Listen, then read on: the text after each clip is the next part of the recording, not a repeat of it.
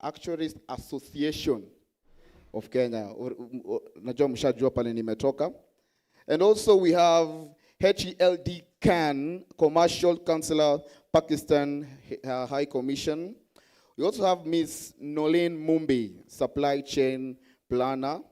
And also we have Esther Kariuki, ALX Marketing Manager. And also, and also we'll be graced by none other than Professor Faith Nguru, the DVC Daystar University. Sawa? So I hope you guys are ready to learn, ready to engage, ready to network. Ama namna gani? So far nani akona kazi sahi? Who is working somewhere? Who is working somewhere? Yes, Ashley. I know you're working. And you're a student, sorry. Who else is working? So we are all employed, unemployed people. Yeah? Na tujachangamka, aki guys. Why?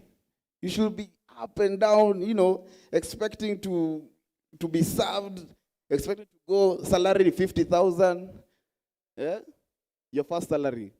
Who expects 50,000 salary yake ya kwanza hapa? Aonyeshe tu mkono. You never know what can happen.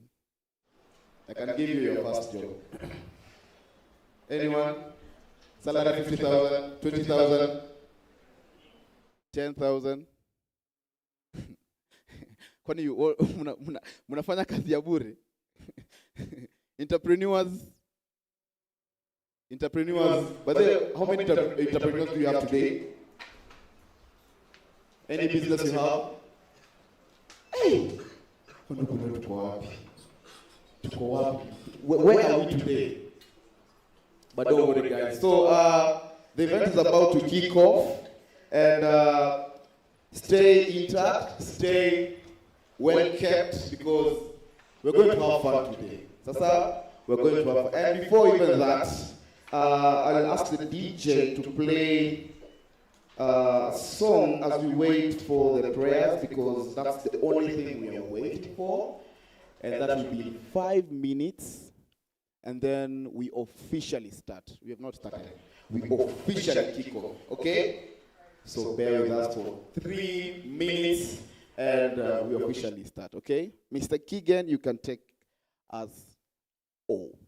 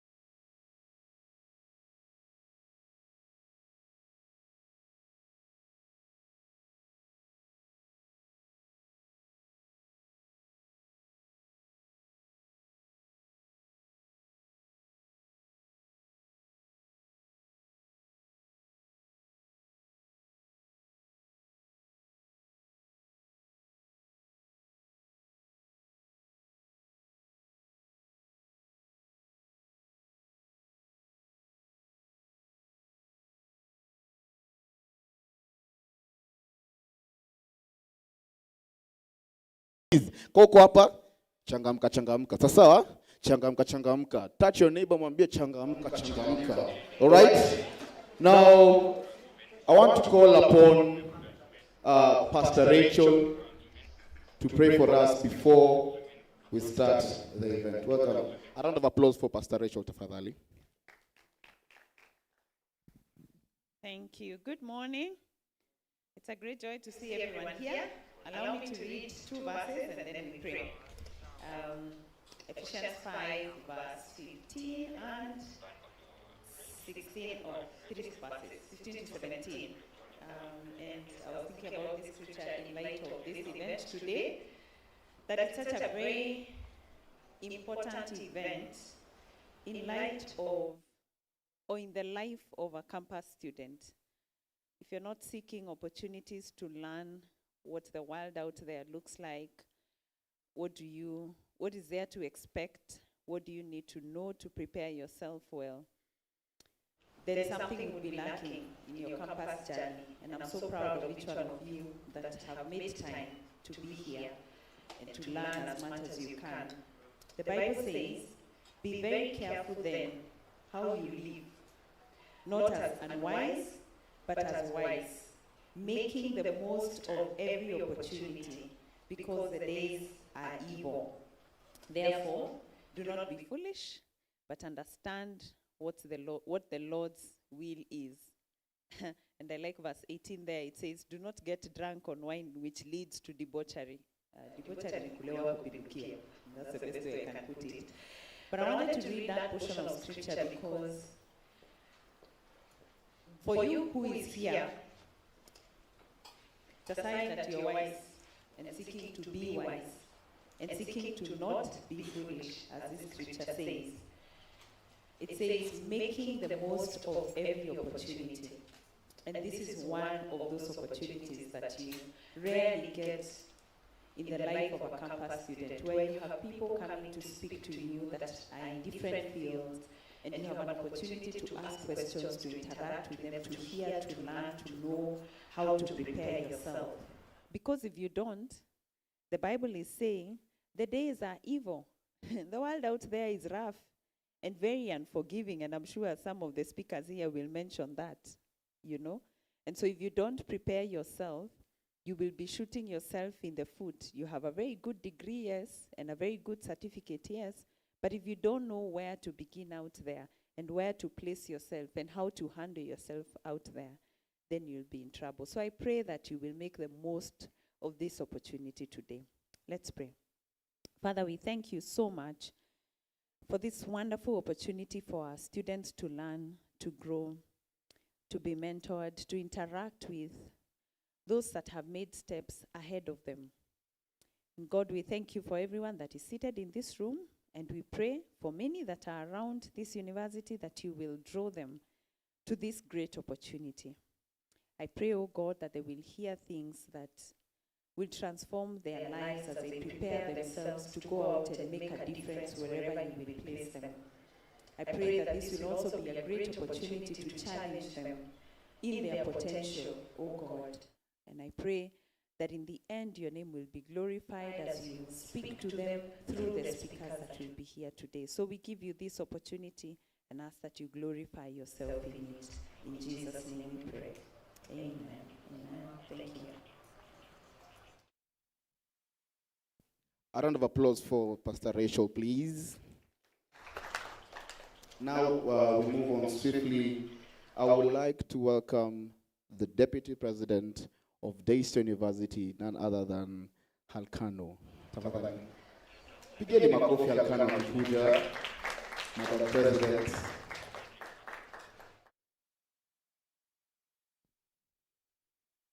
She's a very busy woman, as you can see. Calls zinashikwa hapa. Welcome.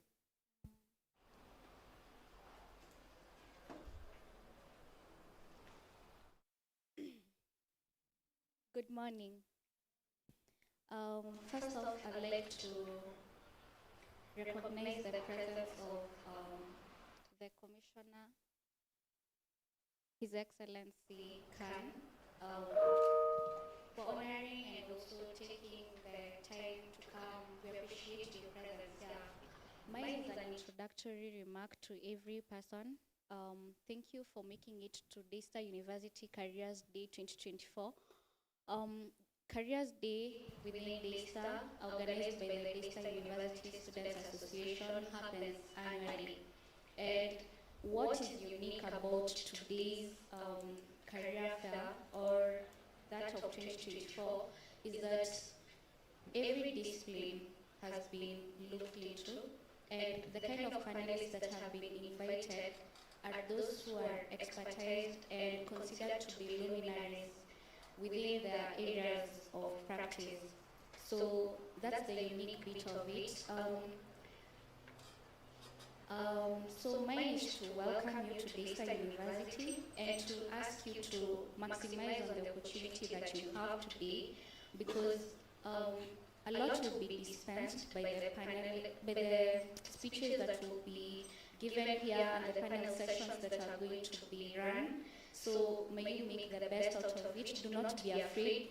By having the guests here today, it's a testament as to them being available to you as students. So find a mentor, network, and learn. This is an opportunity for us to learn as students. And I hope we've seen on the major focuses on or the thematic areas being on career in AI, the transformational journey from career life to the professional life, the education in the AI system. So let's maximize and also tell a friend that this is going on so that we grow together. I also appreciate the other guests and recognize the presence of Mr. Kamami Njeda, the presence of Mr. Dunstan. Thank you for being here. And we look forward to having a fruitful session. Thank you. Yes, so I'll yield the floor back to the MC as I fix on some things. Thank you. Thank you, sir, Madam President. You know, you're a very busy lady. Okay? And now, the next person, we're really moving fast because of time. Now, the next person I'm about to invite is a very serious man that is very serious about academics in Daystar. If you're a student in Daystar, you know this man without even looking. You just hear the voice and you know it is him. Okay? He's very serious, very friendly, always advises us about anything to do with academics. Please, Daystar University, a round of applause as I welcome Professor Murray. Thank you so much. A round of applause even as he approaches the podium. Welcome so much. Thank you very much. I didn't know that when I speak, people from any corner, they recognize my voice. That sounds like those old days when if your father was drunk at a kickoff, when he coughed from a distance, you knew what to do. Sometimes you just learn and hide yourself before he comes. So I'm very, very grateful this morning. And first is to welcome all of us to this occasion.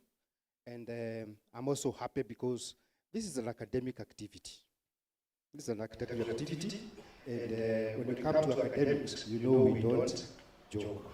Quality is number one. And we pay all attention. That's why probably some people are students are not here because they're in class. And they know if they miss class, you know that's 75%. So I want to welcome our guests and thank you very much, Your Excellency, Khan, and also the other guests that have attended, Kamami, my friend, and many others that I see here. I've seen somebody called Faith Moni, is here. And there's also Esther Muchiri. Are they there? So I think the guests will come, so it's no point of really talking about them. But for the sake of people who are not familiar with Daystar, I thought I just should say something about Daystar. Is that okay? And so, my friend there, please take me to my few slides. I already take about 5 minutes, and then I'll be done. I've already invited the guests. Appreciate. Just go back there because it's not just guests you invite. You are appreciating. We're also appreciating our management and the senators, the faculty, and our students. Students are our number one customer in this university. And I'm here on behalf of the VC. I'm also here because of the DVC. There's a council taking place this morning.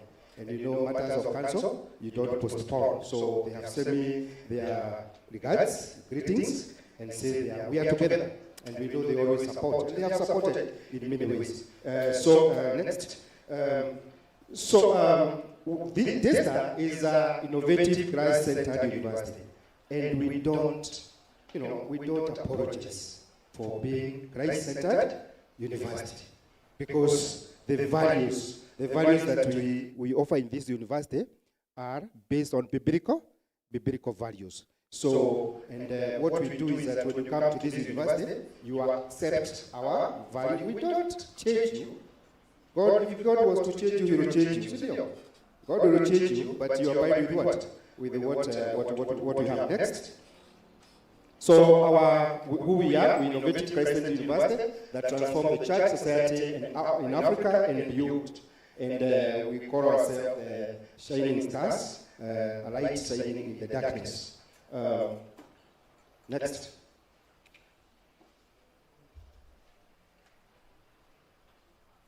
My friends seem to be a bit slow in that. So, what's our vision? Our vision is to be a distinguished Christ-centered university of choice, transforming the world through world-class value-based education. World-class value-based education. What does that mean? Whichever corner of the world you go to, even if you go to Pakistan, you are excellent. Our DESTA students can fit in your country. Remember, we were discussing this morning, and we agree that Pakistan has unique environment, everything is different. Kenya is different, but our student will fit and work in that environment and succeed. And I'm not campaigning for them, but if you can pick a view to test, that would be great. So that's our mission. We aim to train and transform the world, the next, through our value-based ethos. This is excellence, transformation, and also transformation leadership. These are our core values. Let's move to our core values. Our core values are Christ-centeredness, trustworthiness, responsibility, respect, fairness, citizenship, and caring.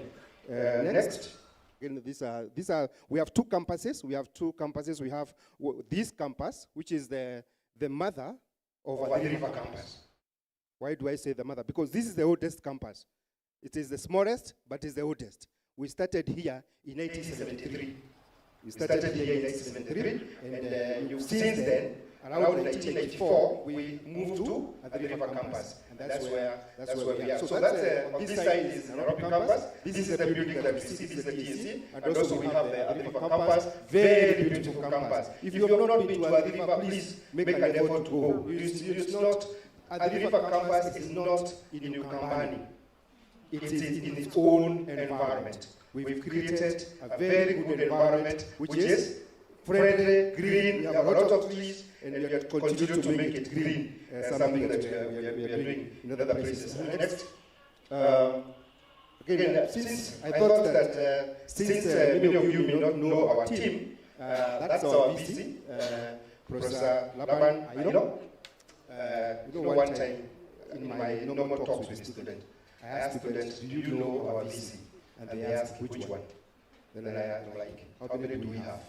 So they didn't know which one. So these are some of them. We have the DVC there, we have the DVCs, Professor Faith Guru, academic, we have Professor Mutulu Washira, finance and planning, and we also have the principal for this campus. I was expecting that he will come, but I see he has not come, and the others are in management, as you can see there.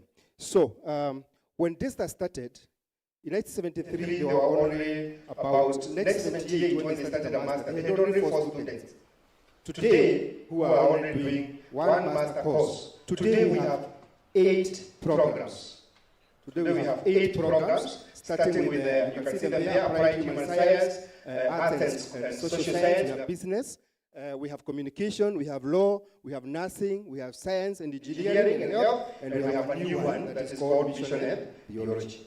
So we have grown. and we are at a population of about 6,000 active, but in the university we have about 7,000. Some of them may have taken a break. And those are the figures. Very interesting again.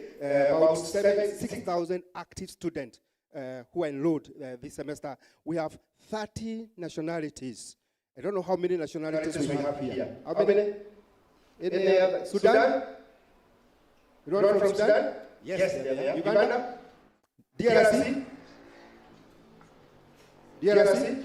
Yes, they are there. So if I was to mention, you will find that we have many of these students in this university, and we have again about 51 programs. Now, 51 programs, can move to that slide. In the university, move to the next. In the university, we talk about 4 Qs. 4 Qs. And any student in DESTA, in fact, some students call me Mr. 4Q.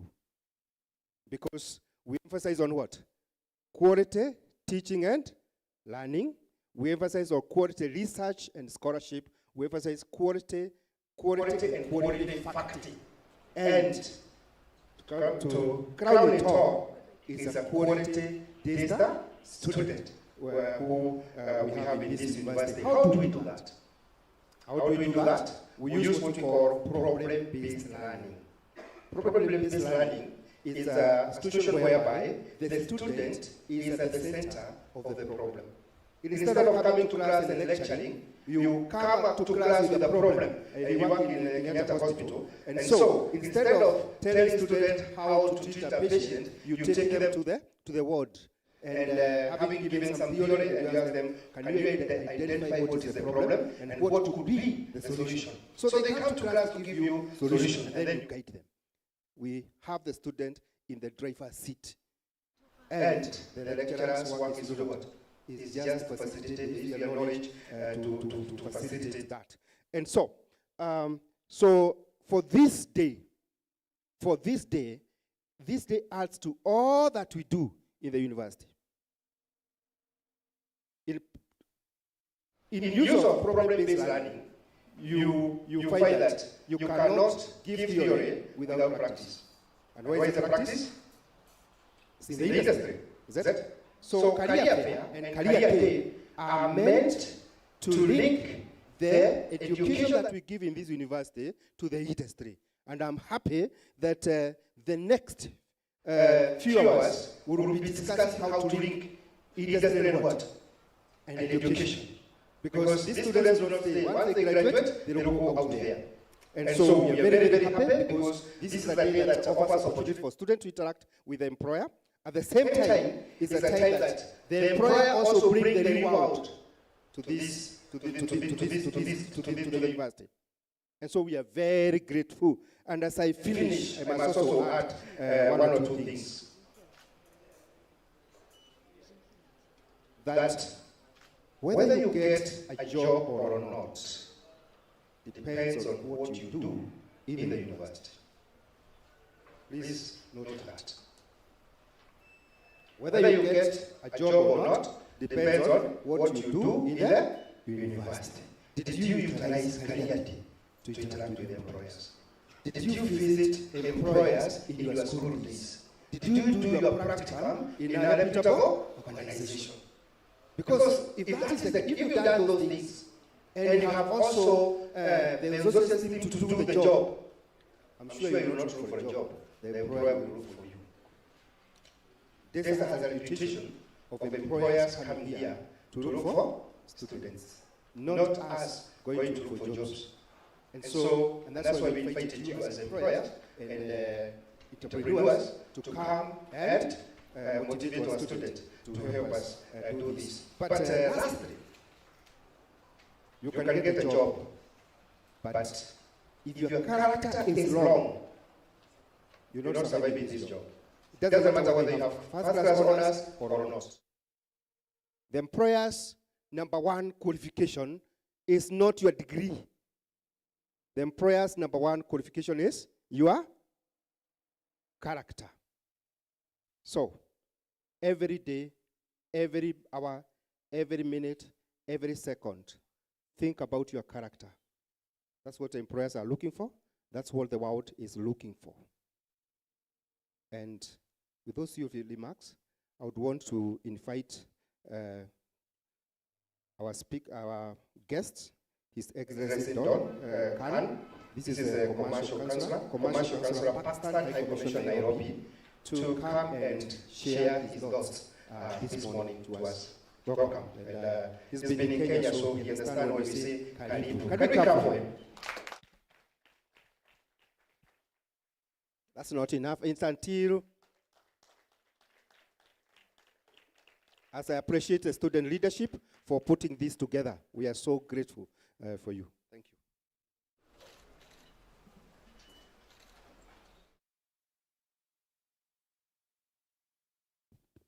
Hi, good morning, everyone and everybody here. I can't hear you. Morning. Are you done your breakfast? Oh, that's why. So I want you to be active. Good morning again, everyone and everybody here. Good morning. Thank you for that. Indeed, it's an honor and pleasure for me to be here this very pleasant morning. And thank you for the management to provide me a space to be with these distinguished students and honorable faculty and the students who want to learn, who want to put themselves in the shoes of their predecessors. So indeed, and again, I should recognize the management for organizing this event for our comfort. If your response is good, and definitely it will be good, and I may go short of words because you people have preferred to be here, you people have spared your precious time and desire to be here in this hall, in this auditorium, for the purpose to learn something. Although we cannot contribute significantly, however, we are here and I'm here to contribute some good words into your lives. And that will be, I think, the greatest of the contribution. And before taking your much of your time, let's be today talk about something very important. Indeed, character is very much important, and before that, attitude is very much important. And before that, your thoughts, your concepts are vital and critical because it plays very pertinent role in formulation and making of your character.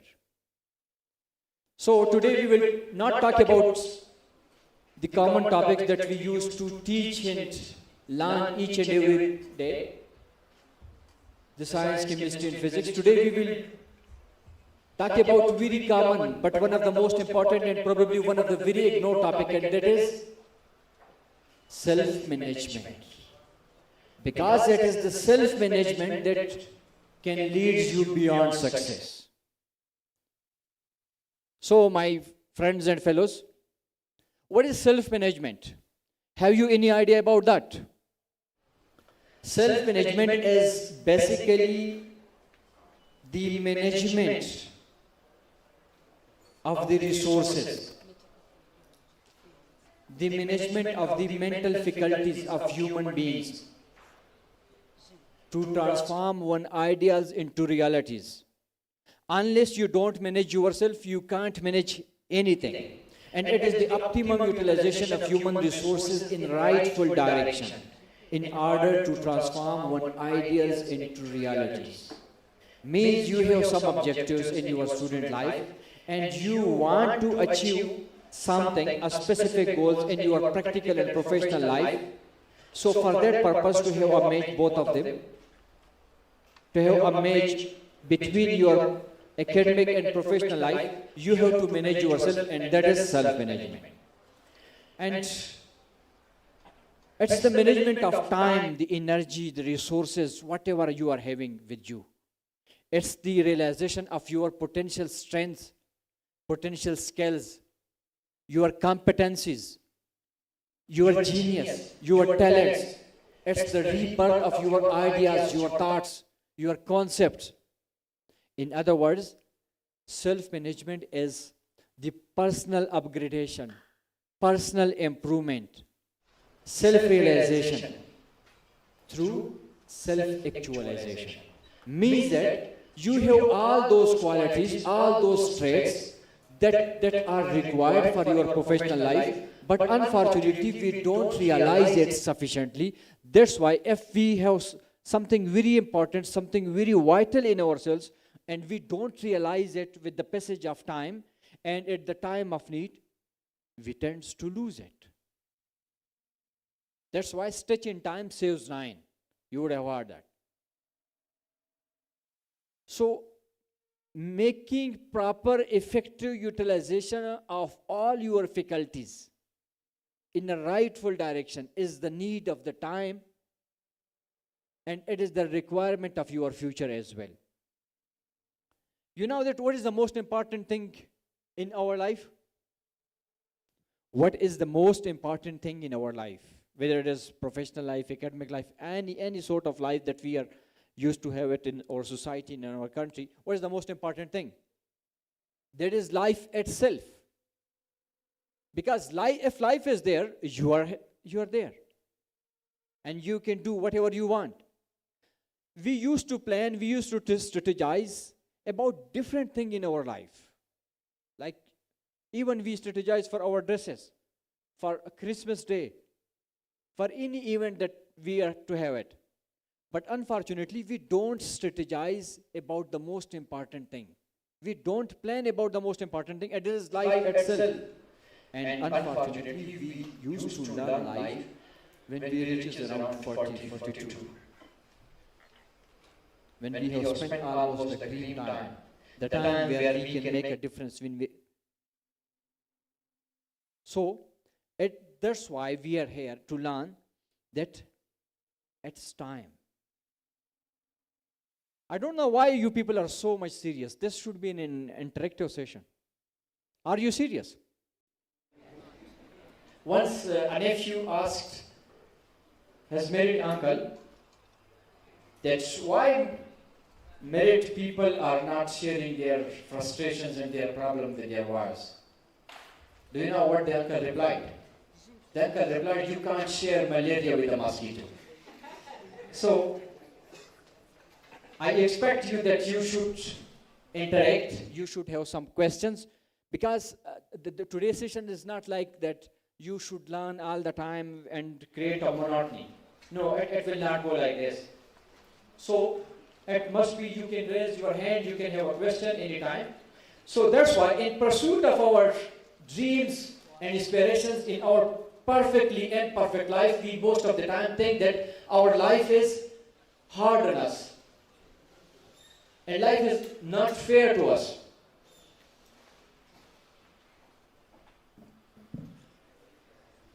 So, can you hear me without mic? Because it gives me so much pleasure that I can speak in my own way. So, in pursuit of our life, in pursuit of our dreams and aspirations, in our imperfect life, we think that life is hard on us. Life is unfair on us. And we used to think, and we used to give up in our life. Is that so? It used to take place like this. But unfortunately, we used to be wrong most of the time, because life is not unfair to us. It's we who are unfair with ourselves.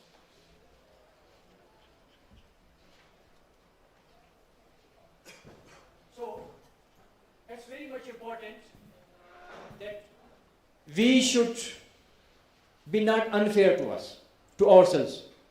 If you think that the life is unfair to you and you are about to give up, think again. Yourself is the most unfair to you, to yourself, than anybody and everybody else. Agree? Because why we think so?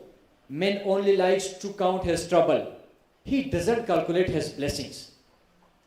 The biggest of the problem that we have to counter is the one that we have built it in our mind. Why we lose most of the time or why we fail most of the time? Not because of the external challenges, but because of the internal weaknesses. So can anybody reply, why we fail? Why people fail? Anybody? Why students, people fail? Anybody, please. Poor planning. No, they fail because there are exams. If there is no exam, nobody will fail. So, the biggest of the wall that we have to climb is the one that we have built it in our mind. So, sometimes problems are not big, too big, but we are too small to handle them, to manage them. That's why, if you strengthen your mind, every situation will become an opportunity for you. But if your mind is weak, you will face challenges each and every time. Happiest people do not have the best of everything. They just make the best of everything. And happiness is not the absence of problems. It's the ability to manage them. And you know, when you are happy, your mind is balanced, you can plan different things out of the box for your life. That's how relaxation in life is created. That's how comfort in life comes out. But what happens with us most of the time? We used to consider that the situation outside ourselves is responsible for our failures. But don't get upset with people or situation. Both are powerless without your reaction. It's you who is the nucleus of each and everything in your life. Unless you don't react, nobody, nothing in your life is so powerful that it can counter you. Nothing can challenge you. You are the nucleus of your life, whether it's your academic or professional life. If you don't strengthen your mind and your academic life, definitely you are going to lose your professional career or the way you want to obtain it, the way you want to reach over there, and the way you want to spend it. So, my friends and fellows, that's why the real happiness doesn't lie in the world. The real happiness lies in you yourself. The real happiness doesn't lie in every success, in your stature, in your fame, in your bank balance. It lies in your gratitude. You know, the words are very much important in life. So always go for the positive words.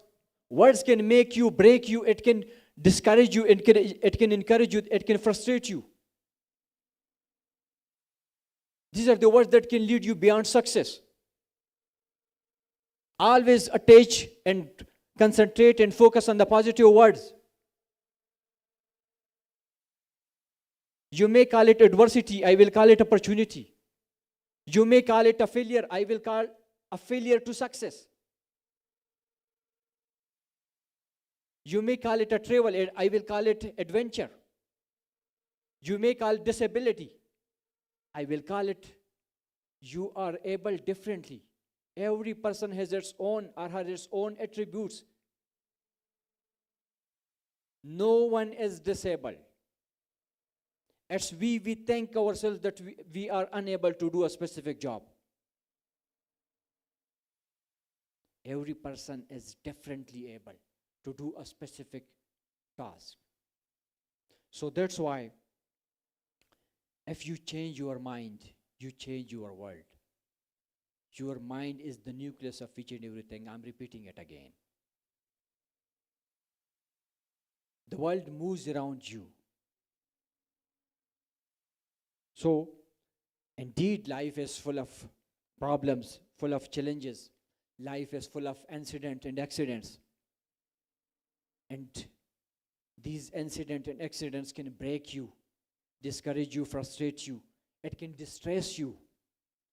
It can deform you, but these can also form you.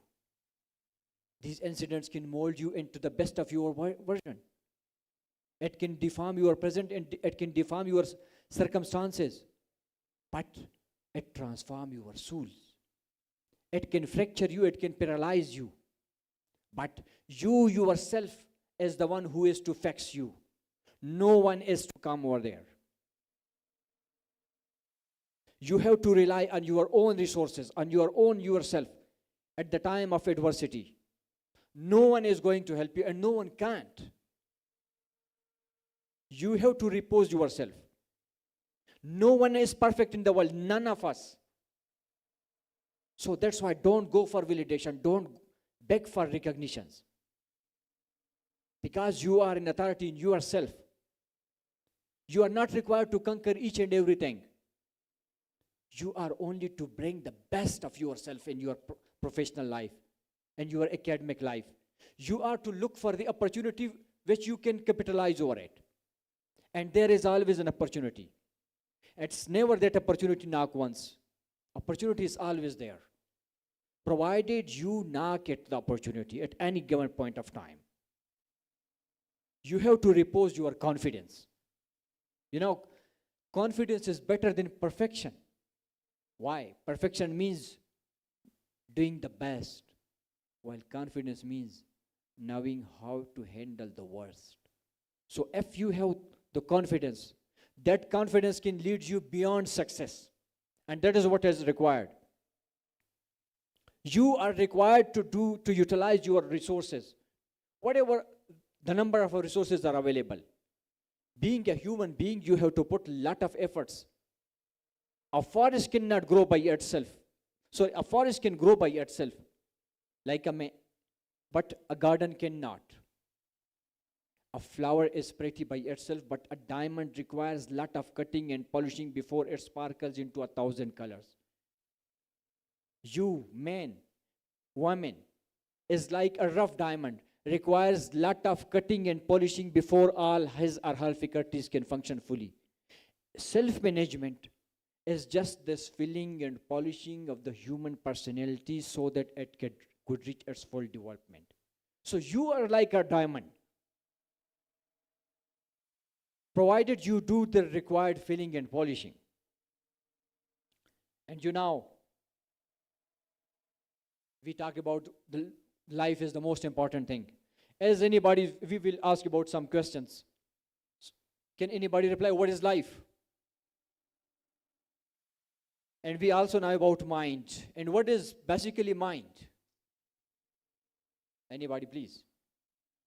And my third question is, I'm giving you some food to grab, not to chew. Where most of the people live in the world? I mean, in which place of the world? In which zone? Okay, nobody is replying. Last question. If poison expires, is it becomes more poisonous or is it no longer poisonous? Anybody? Okay. Africa, absolutely, most of the people are living in Africa, but I think more than 2.5 billion people are living in Asia, while African population, the whole population, 1.2 billion, I think so.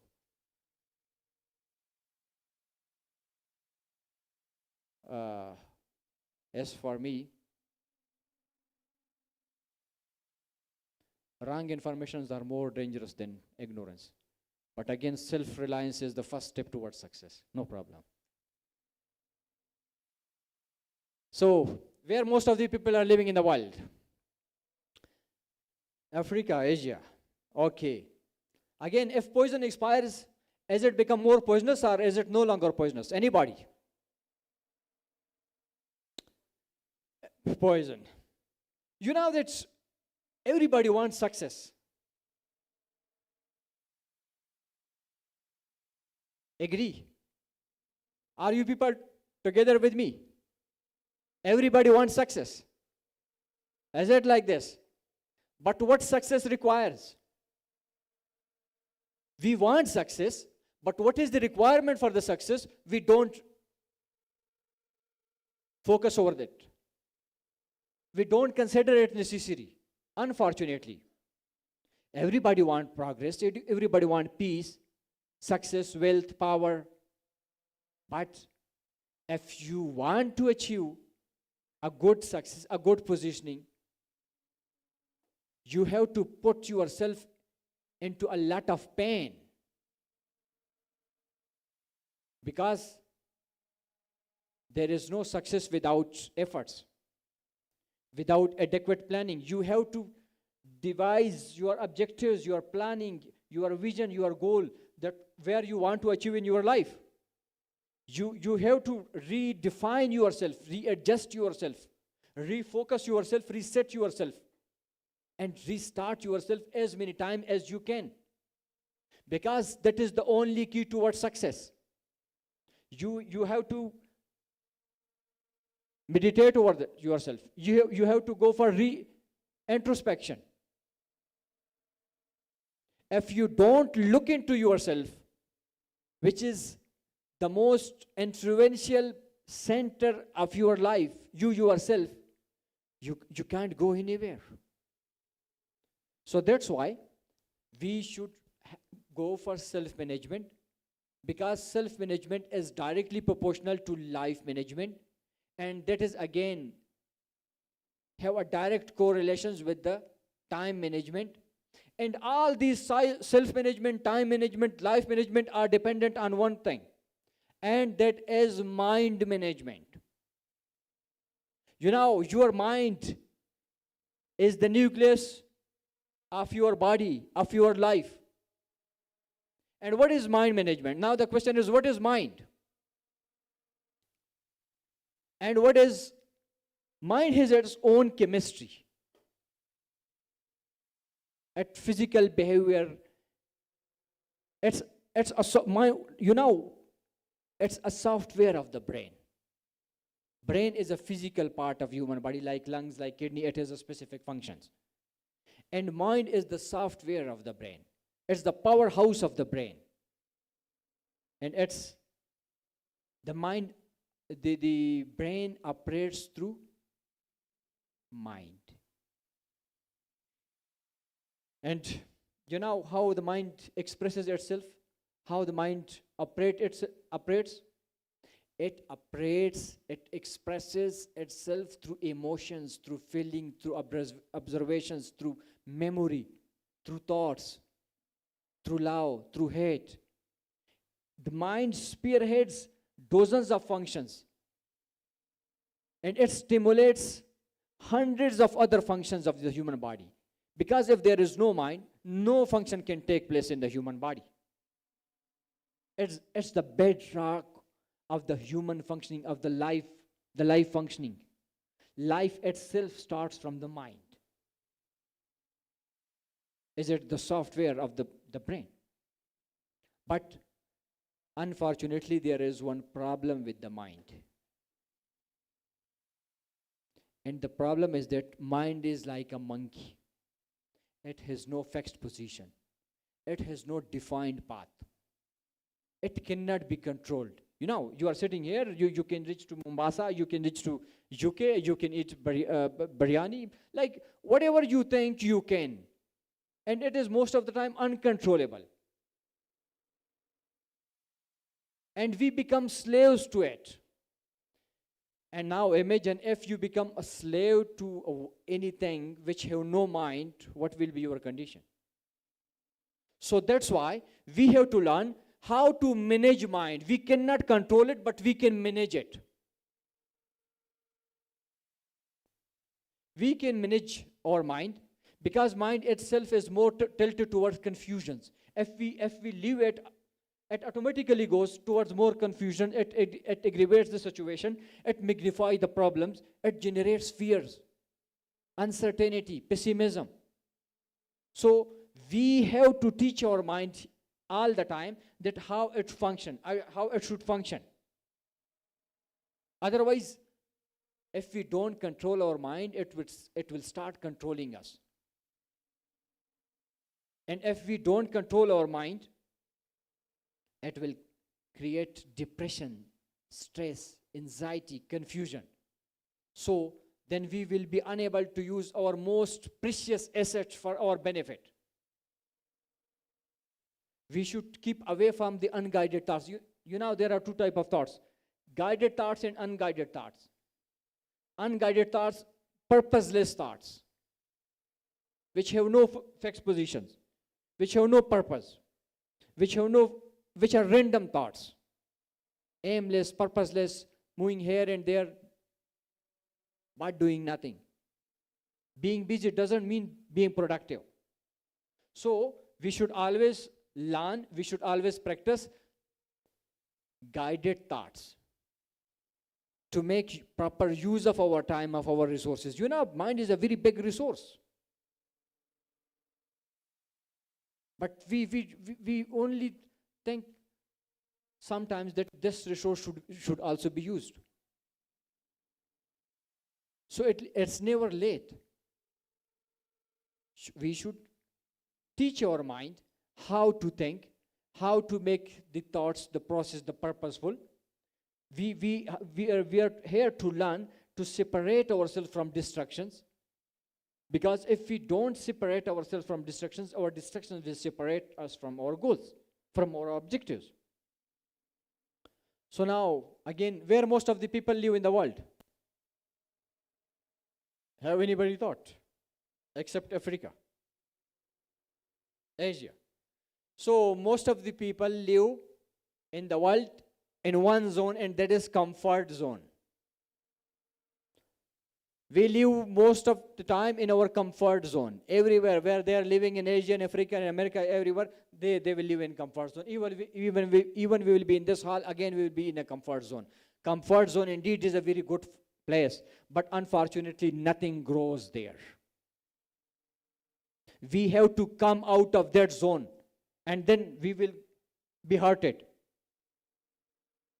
But growth and comfort do not coexist. Everything that hurts you actually teaches you. If you want to learn something, you have to come out of this. And unless and until you are in that very comfort zone, you can't rise to a position of prominence. You can't make a difference. You cannot achieve any distinction.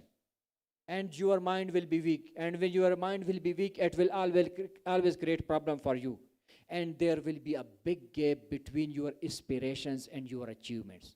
And that gap will be increases all the time if you prefer to live in a comfort zone. When you will go out, you will be hurted, and there will be a hard time. But it's the hard time that creates strong men. And strong men creates good time.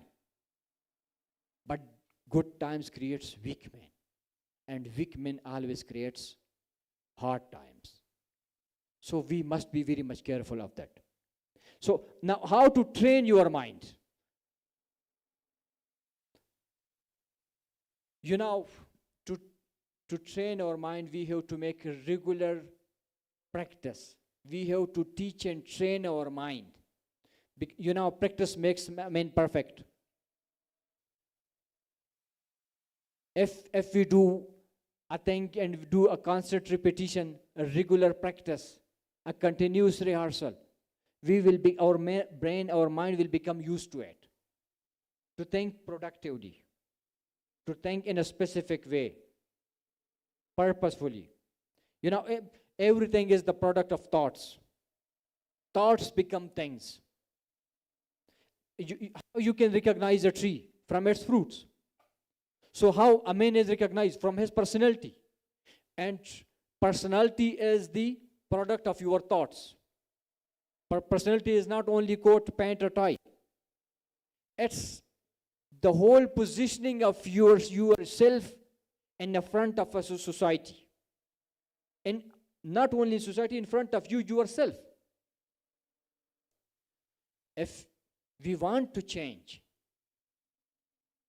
if we want to change the fruit, we have to change the root. We can't change the fruit without changing the root. Because our root is our recognitions. Empty pockets doesn't matter. But empty brain definitely matters. Because it can't take you anywhere. What is the difference between a poor man and a rich man? Not because of the money. If someone is poor, he can become a rich tomorrow. And someone is rich today, he can become a poor tomorrow. because there is no guarantee. But there is one guarantee of thoughts, of thinking. If you have good thoughts,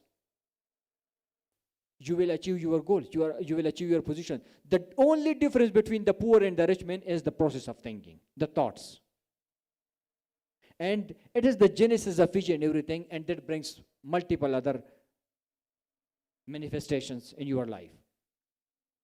So, if we are determined to change the fruit, we can do it. But if we do the same thing over and over again and expect a different result, it's not possible. So, it needs a practice. Mind you, is the greatest of your assets. So, be very careful while putting everything into it.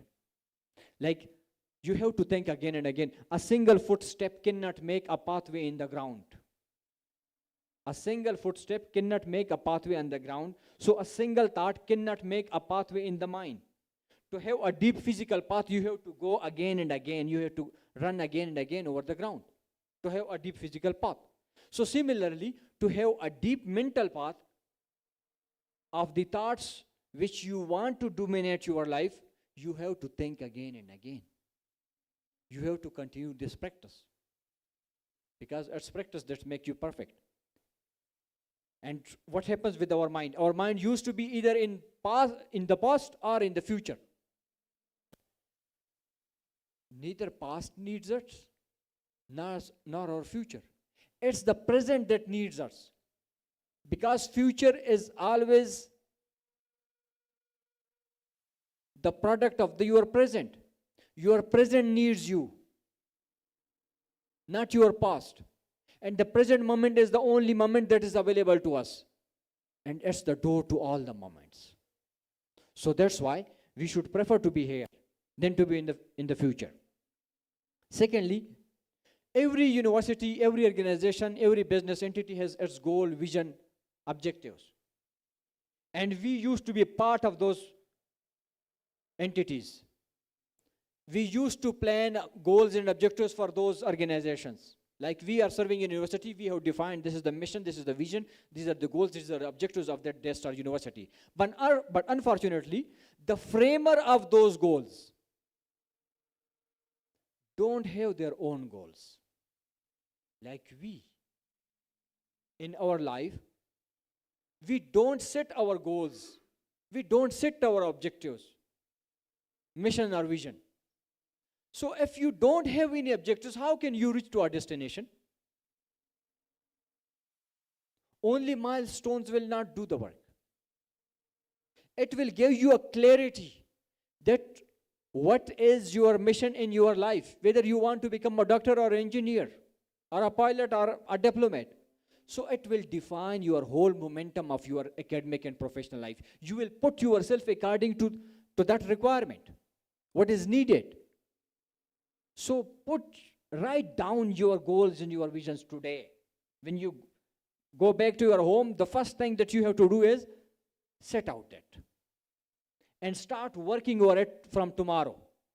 If this university has no goal that the number of students will be 6,000, and when it started with 4 students only, was it possible for this university to have a 6,000 student today? It was not possible at all, because no one had thought of it. If you can't think you can become a diplomat, you can become an ambassador of Kenya, you can become an attaché of Kenya in any university, in any country, you can never. Unless until you don't think seriously. And it is the prerequisite for your journey of your life. Are we together? So, we have to create genesis for such things. Because if you write down your vision, all your faculties, you will be able to channelize your resources, your mental resources, your physical resources, your social resources. It will bring more clarity into your life. And if you are confused, you are nowhere. If you are confused, you can't sleep. What to talk of achievements? So clarity is the first requisite, the prerequisites for each and everything. So go for it. You are agree?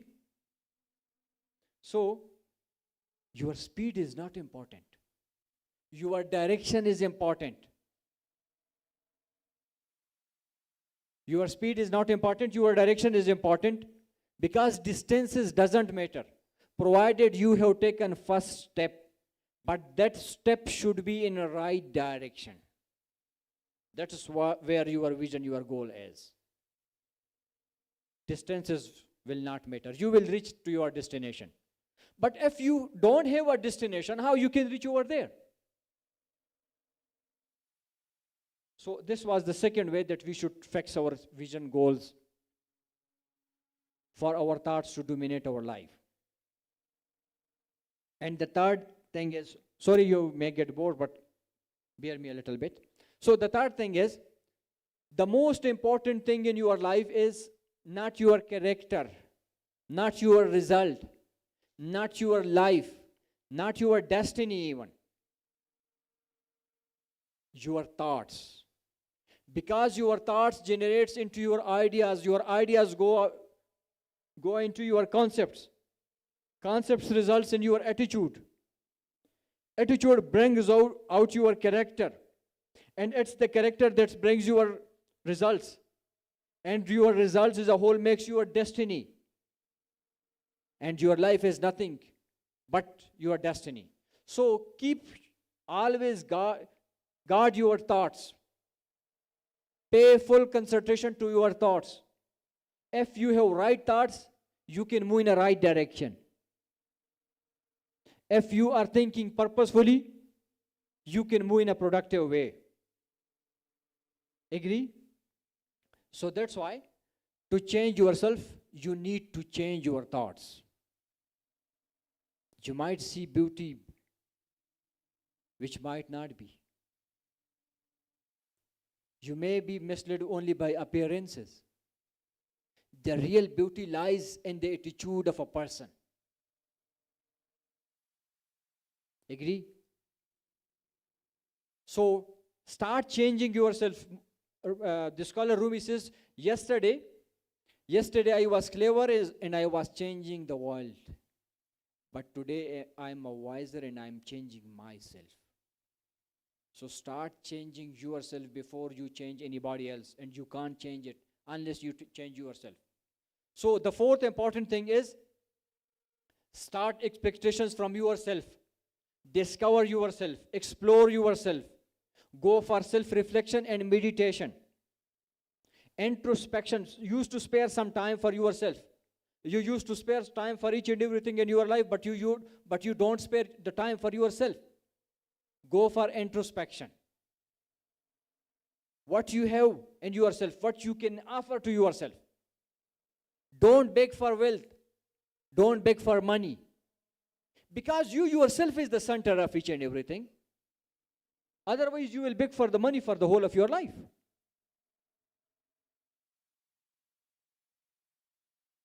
Make reflections of yourself. Love what you have before life teaches you to love what you have lost. You have many things at your disposal. You can love that. But if you don't take care of them, you will lose it. And you will be nowhere. So your passion and profession should be one. For example, your society, you are a student and you want to become a doctor, and that your wish is out of your family that you want to become a doctor or you want to become an engineer. It's not from your core of your mind and core of your heart. So it means that your profession will be different from your passion. When your passion and profession will be one, you will be in a better position to employ all your energies, all your faculties in a one direction. You want to become a doctor while your passion is for the music. So you have to split your time. Some of the time you have to go for your music, while another time you have to go for your doctor. It will divide your time. If you divide your time, it will divide you yourself, your energy and resources. Agree? So These are the 4 methodologies that we discussed it today. I took much of your time. Lesson 2 today, you need to make a practice of that. You need to make, unless you don't make a regular practice, these will be just that you attended one lecture and nothing else. So make it productive. You have to think it over and over again. So definitely then it will bring results into your life. If you have done your degree in mathematics or physics or marketing, why? You are adding value into yourself to become more precious. You are spending wealth. You are spending your time. But over this method, you can do it by yourself. Easier, the very easier, you can do it comfortably. So we go with this resolve that we are to repeat it, we are to practice it. And thank you for your time. Thank you for investing your time. And take care of yourself. Thank you, ladies and gentlemen.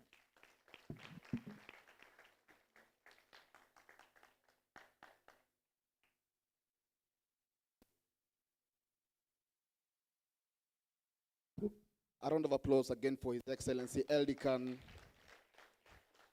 Those are words of wisdom, and I hope you've gotten something from His Excellency here. Yes? Engage your mind. Don't have an empty mind, right? And also another thing that you've said that has really stuck with me is that money is not the happiness. Can I get an amen from the ladies? Hey. Money is not unhappiness. Amen? Wow, ladies. Nairobi women, we know you. We know you. Okay, men. Money is not the happiness, right? If you don't have money in Nairobi, what do? Yeah? Utashinda umejiongelesha. All right? But anyways, those are very wise words, and we thank you so much for being with us also. Now, I want us to move on swiftly, and the next person I'm about to invite is from the office of the Senate, and she will be telling us more about what the senator had for us. Please help me welcome the manager in the Nairobi Senate from Lyson, Madam Karet Mwalu. Please, a round of applause, tafadhali. Welcome. Good morning, everyone. Good morning, everyone. Hamujamka. My name is Karen Mwalo. I'm here to represent the Senator for Nairobi, Honorable Edwin Sifuna. I know many of you are very disappointed. He was really looking forward to being here. But unfortunately, as you well know, there are impeachment hearings going on in the Senate against the Kisii Deputy Governor. So they've been there since morning, and they usually go on until midnight. So he sends his apologies, and I'm going to read a speech on his behalf. And also maybe give you a bit of a story as myself. I'm also a former student, not of Daystar, but I know the journey. So I'm the liaison manager in his office, and my job is basically to deal with partnerships and any external stakeholders in the office. And I'll tell you a bit about that later. So this is a speech I'm going to read on behalf of the Senator. Distinguished guests, ladies and gentlemen, even though I'm not physically able to be present at this important function, I'm nevertheless honored by your invitation and delighted to engage with you, albeit by representation, as you delve into these critical issues that will inform not just your career choices, but ultimately your future as a whole. Let me begin by congratulating Daystar University on this auspicious occasion. As a corporate citizen of this city and country, this university has continued to shine as a citadel of academic excellence and has consequently churned out some of the most brilliant public servants and public and private sector players. The strong foundation of discipline and principles nurtured in this institution, as we have seen, follows the alumni all their lives. This institution actually holds fond memories for me. It was here, actually I think in this very room, if I must say, that the Nairobi Senate debate was held ahead of the 2017 elections, in which my competitors and I had a truly illuminating engagement. Daystar were gracious hosts of that debate and have remained close to my heart. Unfortunately, we couldn't return for another session in 2022 because my competitors chickened out of any debate with me.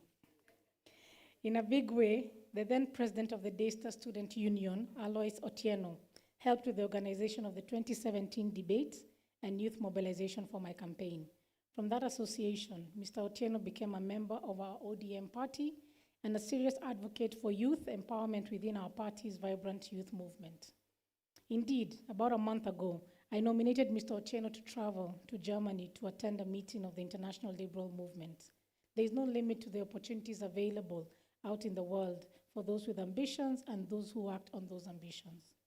On your career needs and choices, may I just point out that there is a great and contributing and continuing evolution within the workplace, which portends a situation where what you study may not ultimately be what will buy your daily bread in future. I think the media already offers a glimpse into this, where some of the top TV and radio kings and queens are not even journalists to begin with. Well, you could add that even your own senator probably intended to practice law for a living, but now has to serve the people in a different capacity. In fact, even when one actually works in the field they studied, the fluidity of the job market requires regular retraining to meet changing technological and human resource needs. I am aware that many countries in the East, like China and Singapore, now conduct reskilling programs to prime human resource for modern needs and changing skills market. In your own way, even where such programs do not officially exist in the country, you are called upon to constantly update and upgrade your skills to match the highly competitive environment you will work in. Mine is to wish you well as you embark on that journey. In conclusion, allow me to encourage you as young people to get more involved in your civic duties by aligning with socio-political movements that advance the cause of the young and promote greater democratic ideals. As you are aware, the effective sustenance of the job market you now will rely heavily on the policies and laws advanced by the people in power.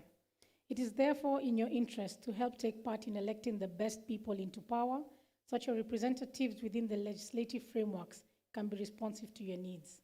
Young people tend to shy away from their civic duties, yet their country needs them more than ever. I am not averse to adding that our doors at ODM are open to recruit you, so that you can become the vanguards of the change movement. As a famous person once said, in youth we learn, in age we understand. It's your time. Seize the moment. I thank you. However, I want to add something else. That was the official speech for the senator. I promise you that I will make sure he comes back, okay? So the management of Daystar, even the student leadership, please continue to invite us and we'll make sure that we come back for another engagement. I am the liaison manager in the office, but I want to tell you just 2 minutes of my story of how I got there. So you understand that what he has just said about what you study in school is not what you might end up doing. I left school 18 years ago. I know I look very young, but I finished university 18 years ago. I was in USIU. Actually, when I came in, I met one of a fellow student who is now a teacher here. And when I finished, I finished, I'm a career diplomat, so I got my degree in international relations. And I did my internship for a year at the UN. When I left that, unfortunately, my dad passed away that year, so I took a 3-year break to work on the family business. So already you see I've moved from diplomacy, business. I left business, and I got a job at the Star newspaper, Radio Africa Group. Now I'm in journalism. I love to write. So I stayed there for 7 years. I rose up the ranks until I was a features editor.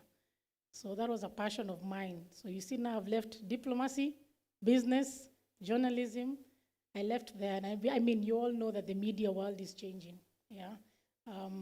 The technology that is coming up is actually rendering a lot of people jobless. People have to reinvent themselves. So I left the media world and I went into events and marketing. And I stayed there for 3 years.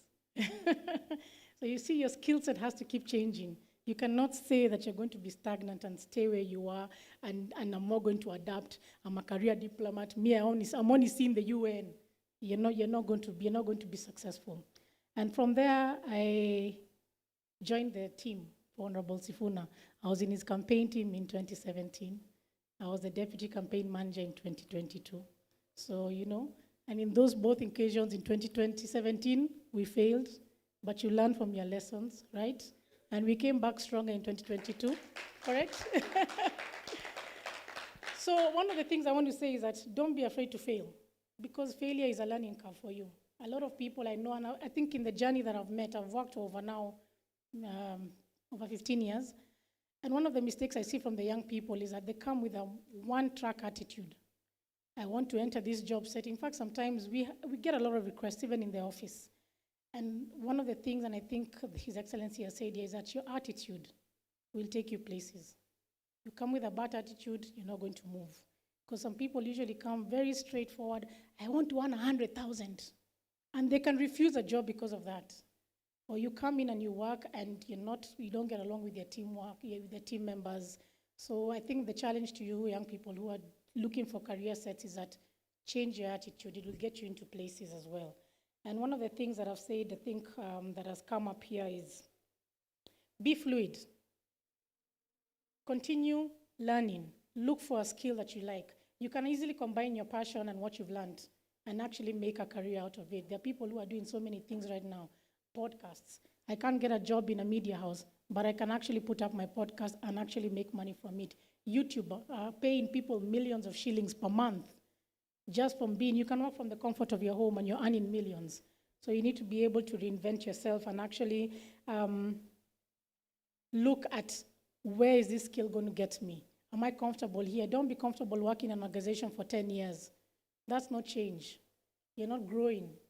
You're in the same position, you're not growing, you're not doing anything. So you need to be able to reinvent yourselves. And one thing I must say, I think His Excellency also mentioned here, we can't say much after you. You mentioned everything. So we're looking for the parts that you did not say. Is that confidence?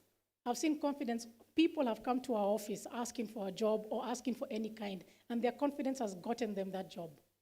Not because they have the skill set, not because they had someone opening the door for them, just because they came with confidence in their skills, in my ability to do this. So that's what I'm going to ask you to do as well.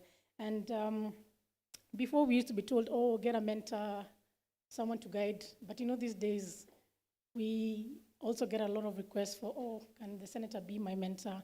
But in between going to parliament, going on the ground, there's no time. So if you keep your mindset saying, I need a mentor, you're not going to move. You need to be able to be clear. Just have your clear goals. Where do I want to be? What do I want to do? What are the skills I need to do and get there? Do I need to, like for me, if you say I worked in media, I worked in the UN, I worked in marketing and events, I could have just said, since I have no job in media, let me just stay home. You need to keep reinventing yourself and doing such things. I'm not going to say much apart from that, but wish you all the best with your career day. We hope to come back again and interact with the students. And the sky is your limit. Thank you very much.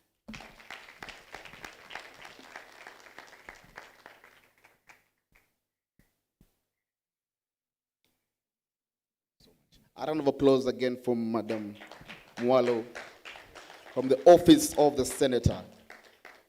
As you can see, it is very clear that we love Honorable Sifuna. So everybody was anticipating. But still the speech was enough for us. Tuko sawa? As long as I'm ameongea, please extend our greetings and also tell him about Ken Andrew. He's a very good aspirant. This man here, Ken Andrew. ODM all day. All day. Now, there's something you've mentioned about being flexible. We've heard that she has said that you need to be flexible. Now, how many of us are doing what we said we will do when we were children? How many of us? Okay.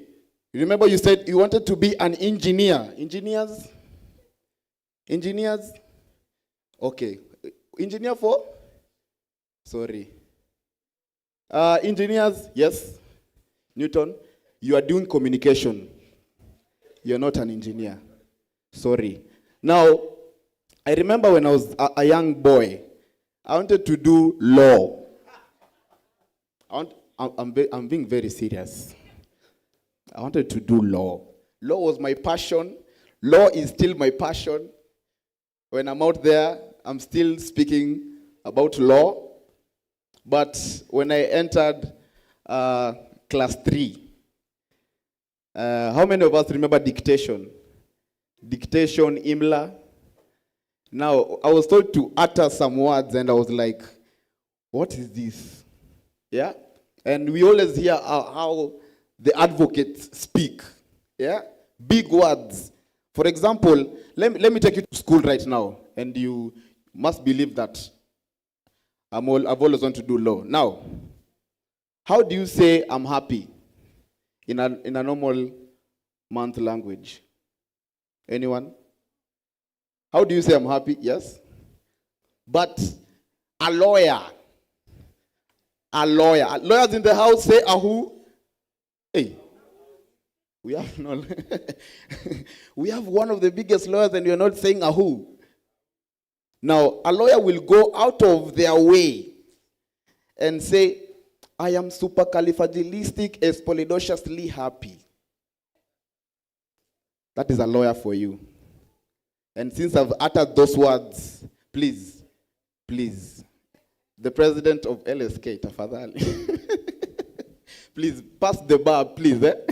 Nieke kwa bar. So now, ladies and gentlemen, I want us to put a round of applause for the new sheriff in town, the just appointed president of the Law Society of Kenya, Advocate Faith Moli Odhiambo. Tafadhali, makofi kwake. The new sheriff in town ako hapa bana. I'm not seeing lawyers clapping. Lawyers, where are you? You will not pass the bar. You will not pass the bar. You see, but yeah. Welcome.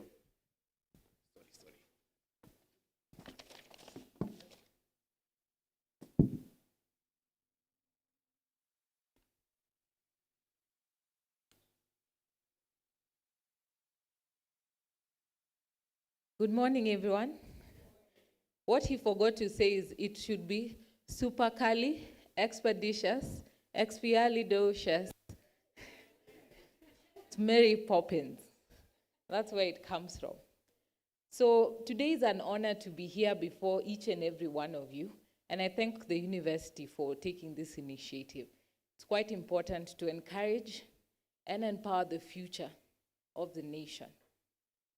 To the Nairobi Senator in absentia, Honorable Edwin Sifuna, the Vice Chancellor of Daystar University, Professor Laba Ayiro, the DVC's Head of Department, student leaders, and all students present. Good morning. Ladies and gentlemen, I thank you for the warm welcome. And today I stand before you, the future, not only of the Republic, but also of the legal fraternity, those who are doing law, to share insights and a vision that I believe will shape not only your careers, but the very fabric of justice in our society.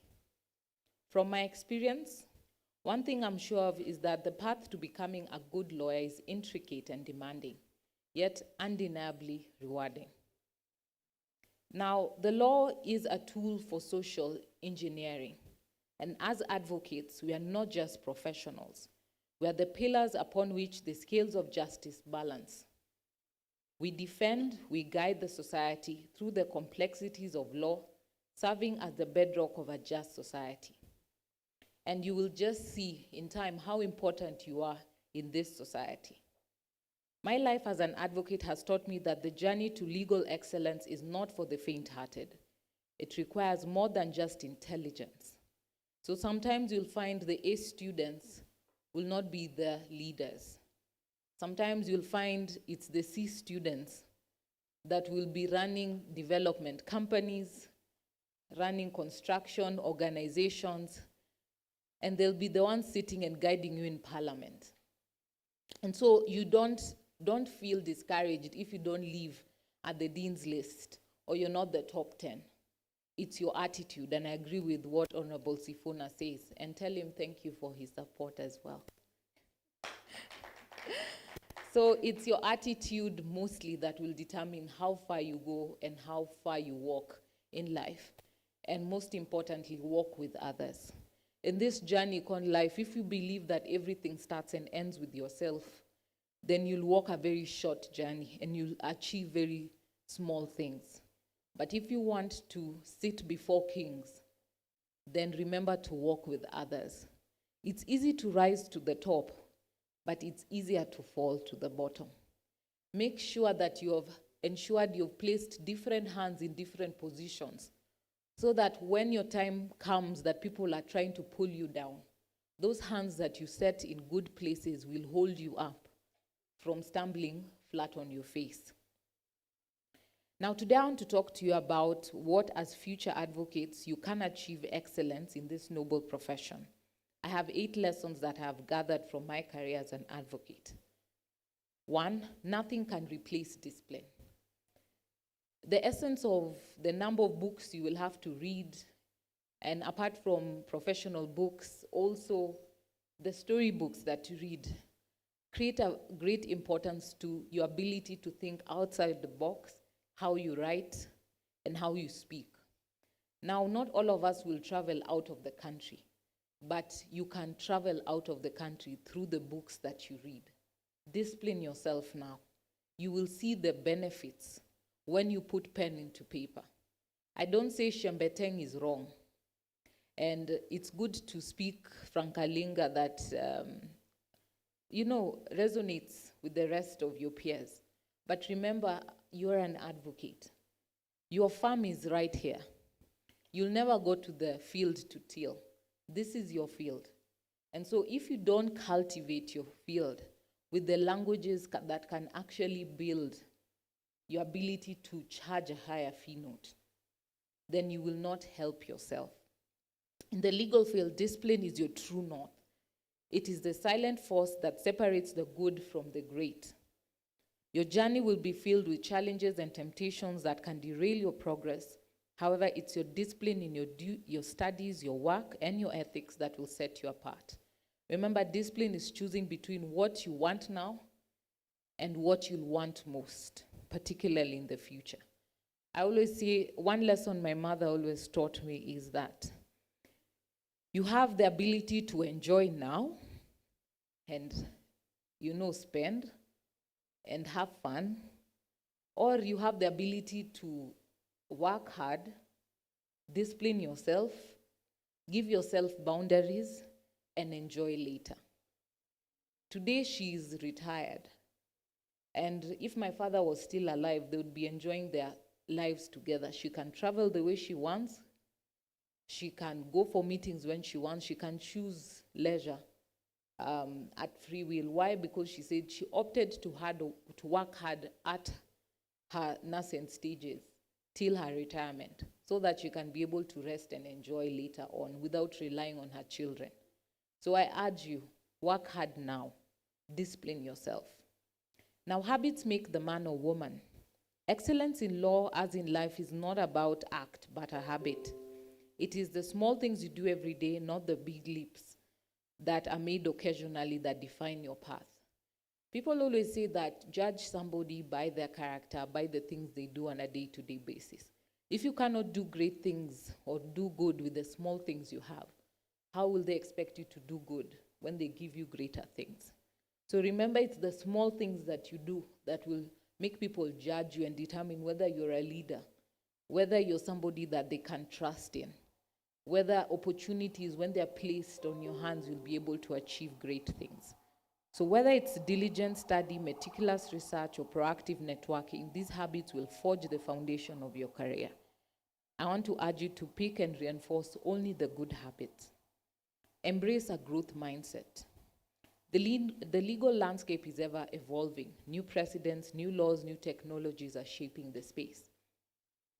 There is ChatGPT that most of you are using today. Remember that it may be a shortcut now, but when we put it into Turnitin, we'll catch you. I also teach at the University of Nairobi, so be careful.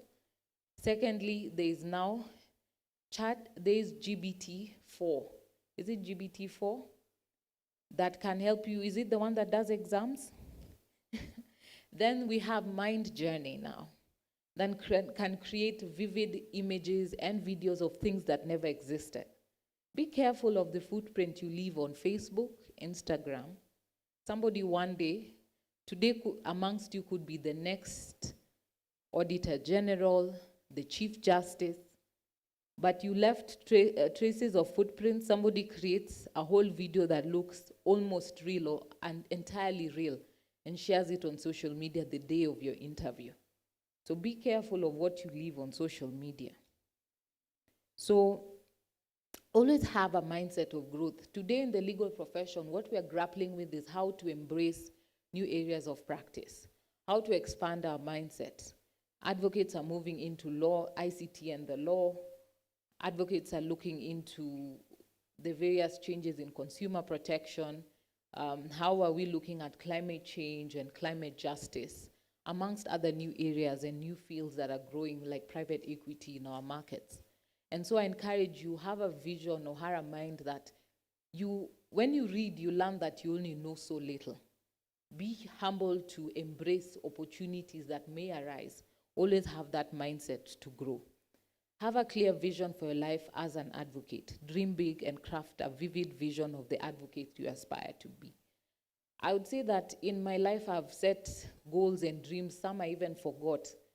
And when they come to fruition is when you remember that God keeps his promises.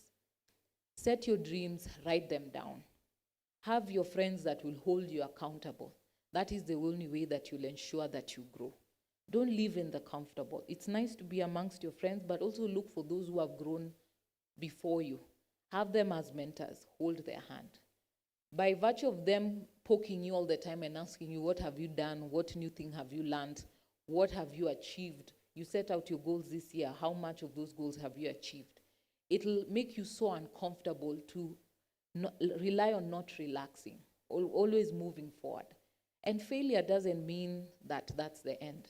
It's through our failures that we learn and we grow and we build ourselves.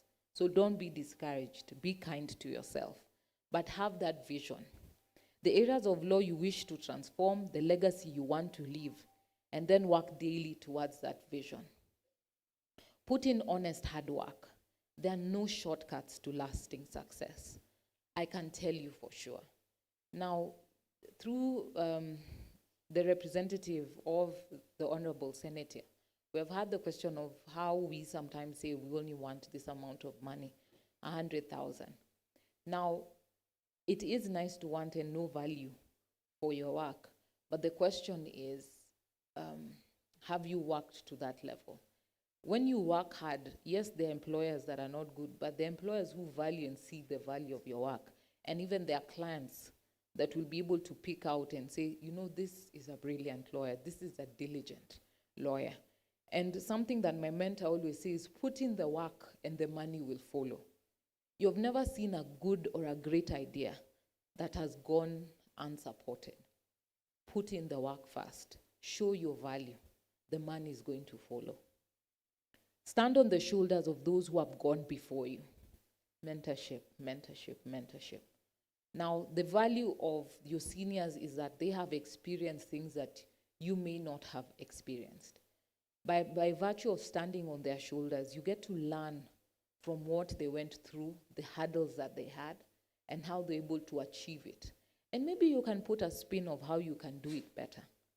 But the fact is that you get to consult, you get to, cross the T's, fill in the dots, and ensure that you're moving in the right direction. Even at the position I sit today, I still consult, and I will definitely still consult.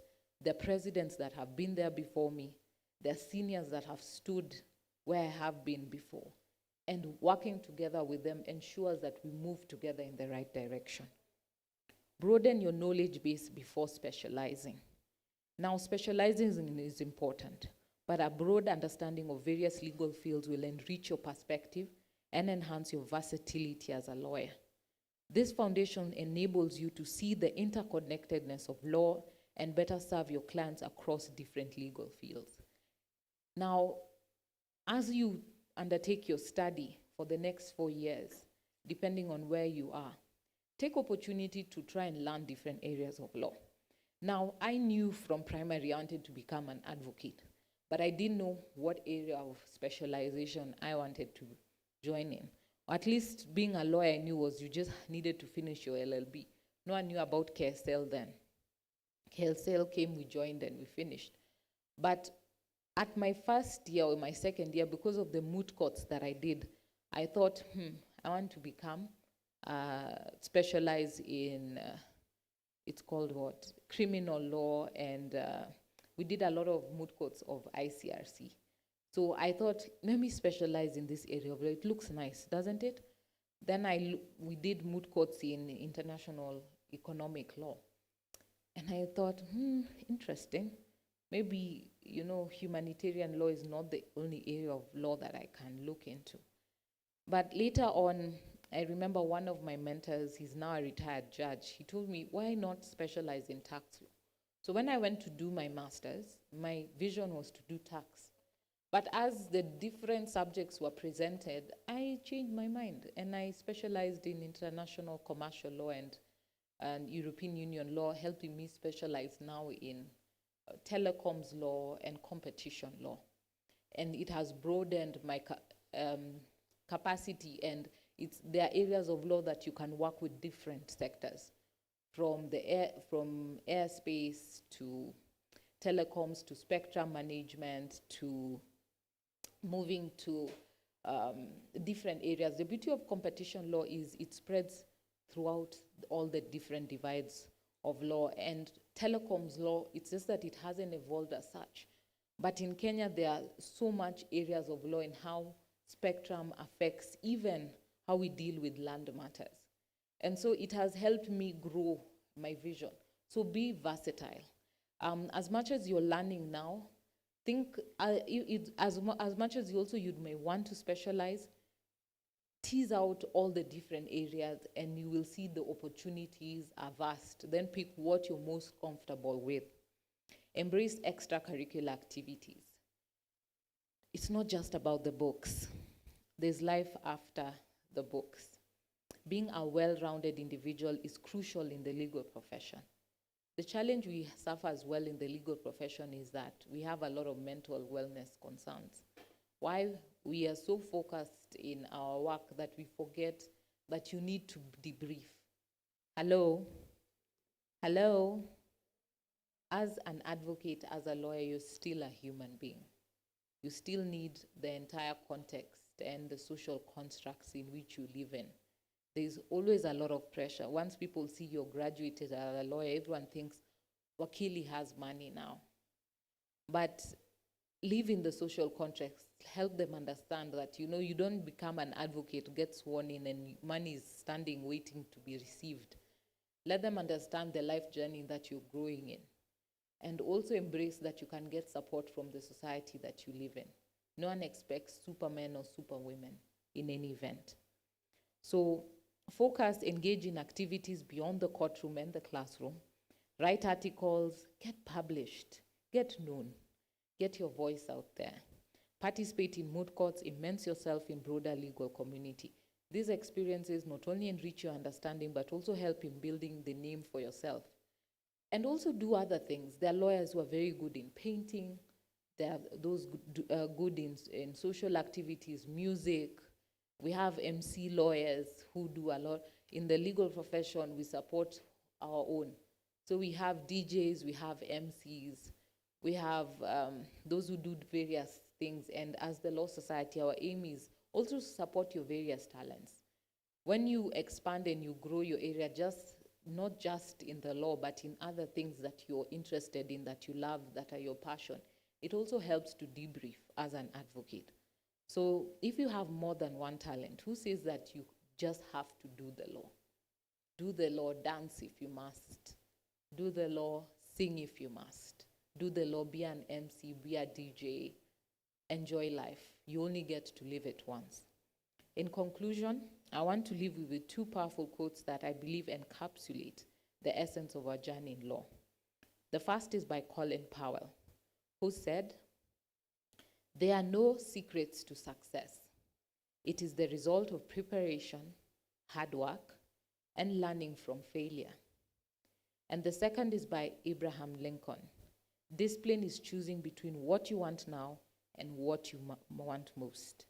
So as you continue on the path to becoming an advocate, remember that your success will be defined not just by your achievements, but by the integrity, discipline, and passion with which you pursue them. It is my prayer that these principles will guide you as you strive for legal excellence and also participate in ensuring the greater good of our society. God bless Kenya. God bless each and every one of you. Thank you.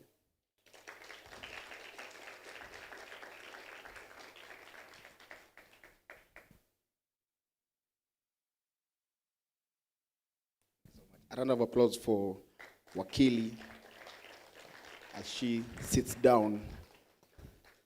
So far, are we having fun? Are we getting something? Are we networking? You know, such an event, you need to network. So all lawyers, I expect you to be seated together, you know, trying to get something out of what is being said. Now, before we move on, we have a hashtag for today. The theme is tuchangamke.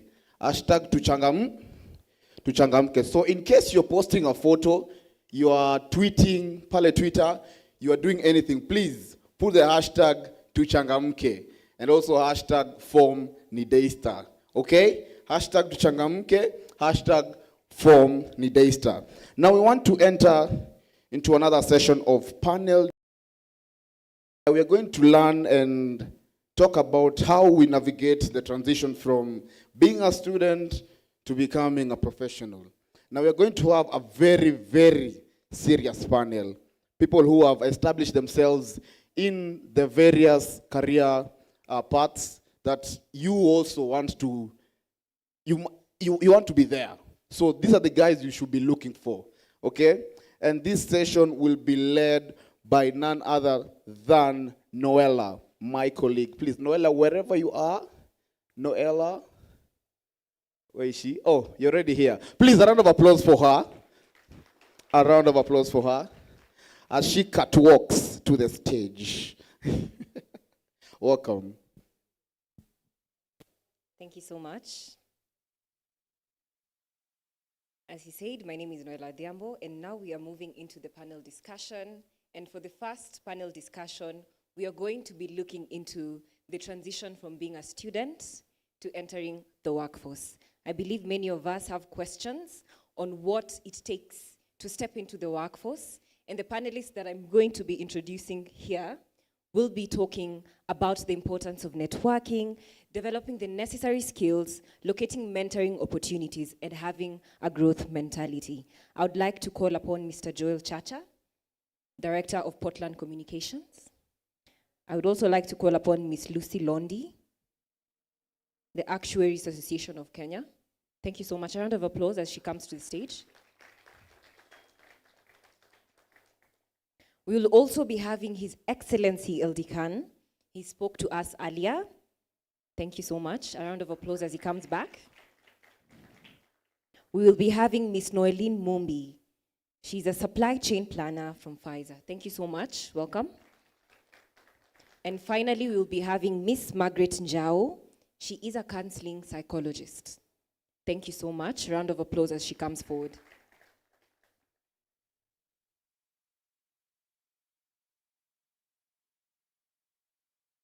So before we begin this session, I would kindly request all of the panelists to introduce themselves briefly. They're going to tell us what they do, and they're also going to let us know something interesting about themselves that you cannot tell by just looking at them. Is that okay? Thank you so much. So you can have this. You can also.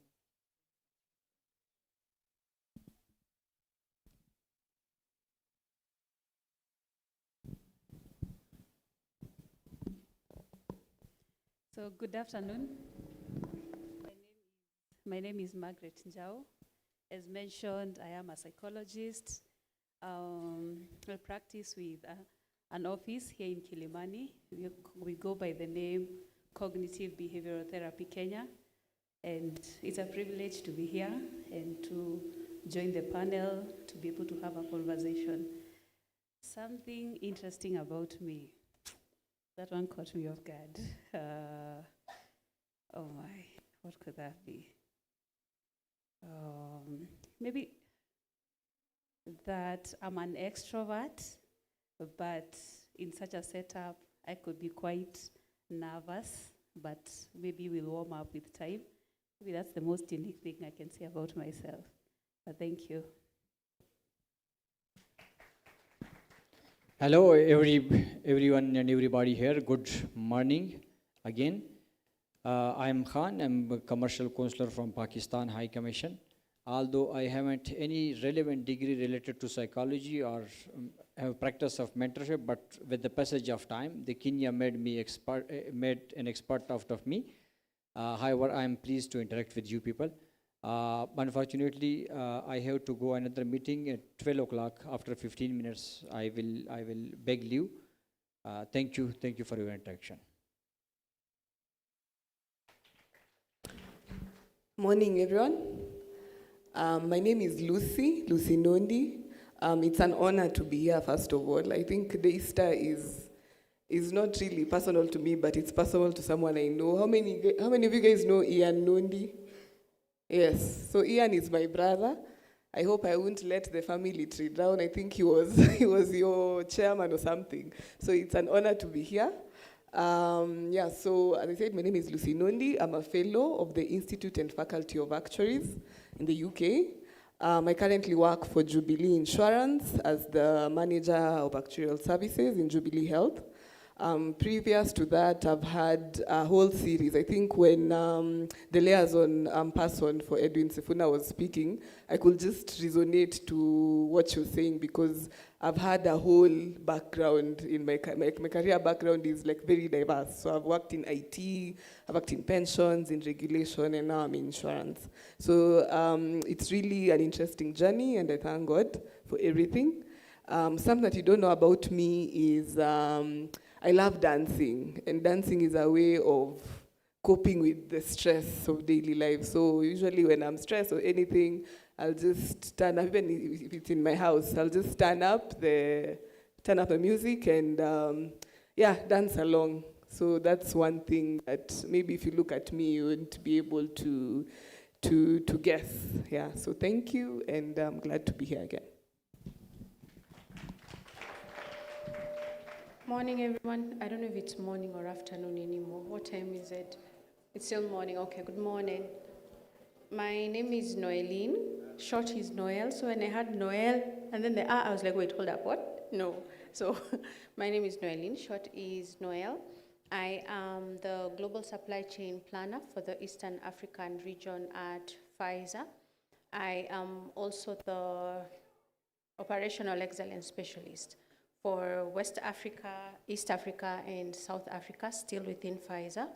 And I am also the trainer. I think some of us are familiar with Six Sigma projects for Europe, Middle East, Asia, and Africa, and Russia. All of this being done in Pfizer. Something interesting about me, I am her opposite. I am introverted. I like silence. But when the situation requires me to be extroverted, you cannot tell I am introverted.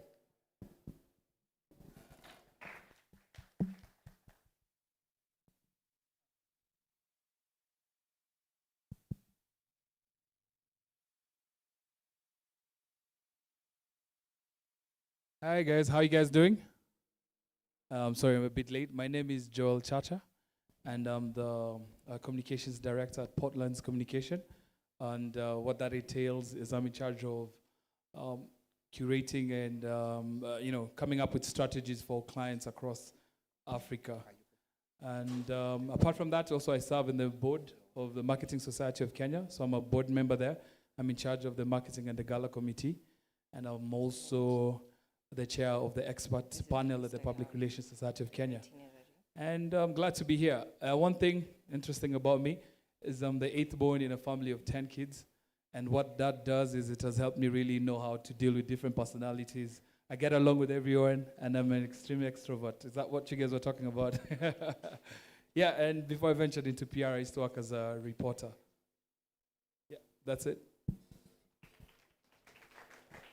Thank you so much. You can have that. There's one panelist who's also supposed to be here, Mrs. Esther Kariuki from LX. Kindly. Thank you so much.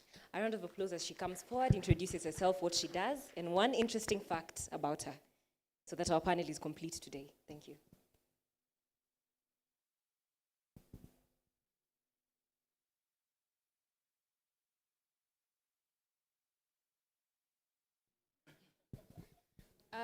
Hi everyone, my name is Esther Karaoke. I'm the Marketing and Recruitment Manager at ALX. One thing you wouldn't know about me is I was trying to think about the most random thing, but my very first job was actually selling onions at the Ngong market. Well, that is very interesting. Thank you so much. Okay, so we'd like to begin our discussion, and I will ask a general question that can go to any of the panelists we have here. Two of them, because I can see the panel has increased in size. So the first question is going to be, how did your educational background and experiences prepare you for the challenges and opportunities you encountered in your professional career? So we could direct, yeah, sure, thank you. So I will reply and comment over that question first because I may leave after some minutes. You know, the academic and professional life, especially in developing countries and in developing societies, are very different. Rather, they are contradictory to each other. The main reason is that we are not prepared, we are not oriented, we are not mentored at our primary or higher secondary school level that what is my passion, what is my objectives, where I want to learn myself, what I want to see in my professional life. So this difference, like disconnection between the academic and professional life most of the time creates problem for us as well. Because as I already started before that, if we combine our passion with the profession, then the chances of success will be multiplied. First thing. Second thing, the way we want to profess our professional career, we may not have any interest over there. So we are compelled, we have no, we are restrained to follow a specific path in our professional career, which creates not problem for us, for our family as well, and we cannot capitalize on all our resources. You know that human body is a lot of potential. Everybody has talents, everybody has a genius.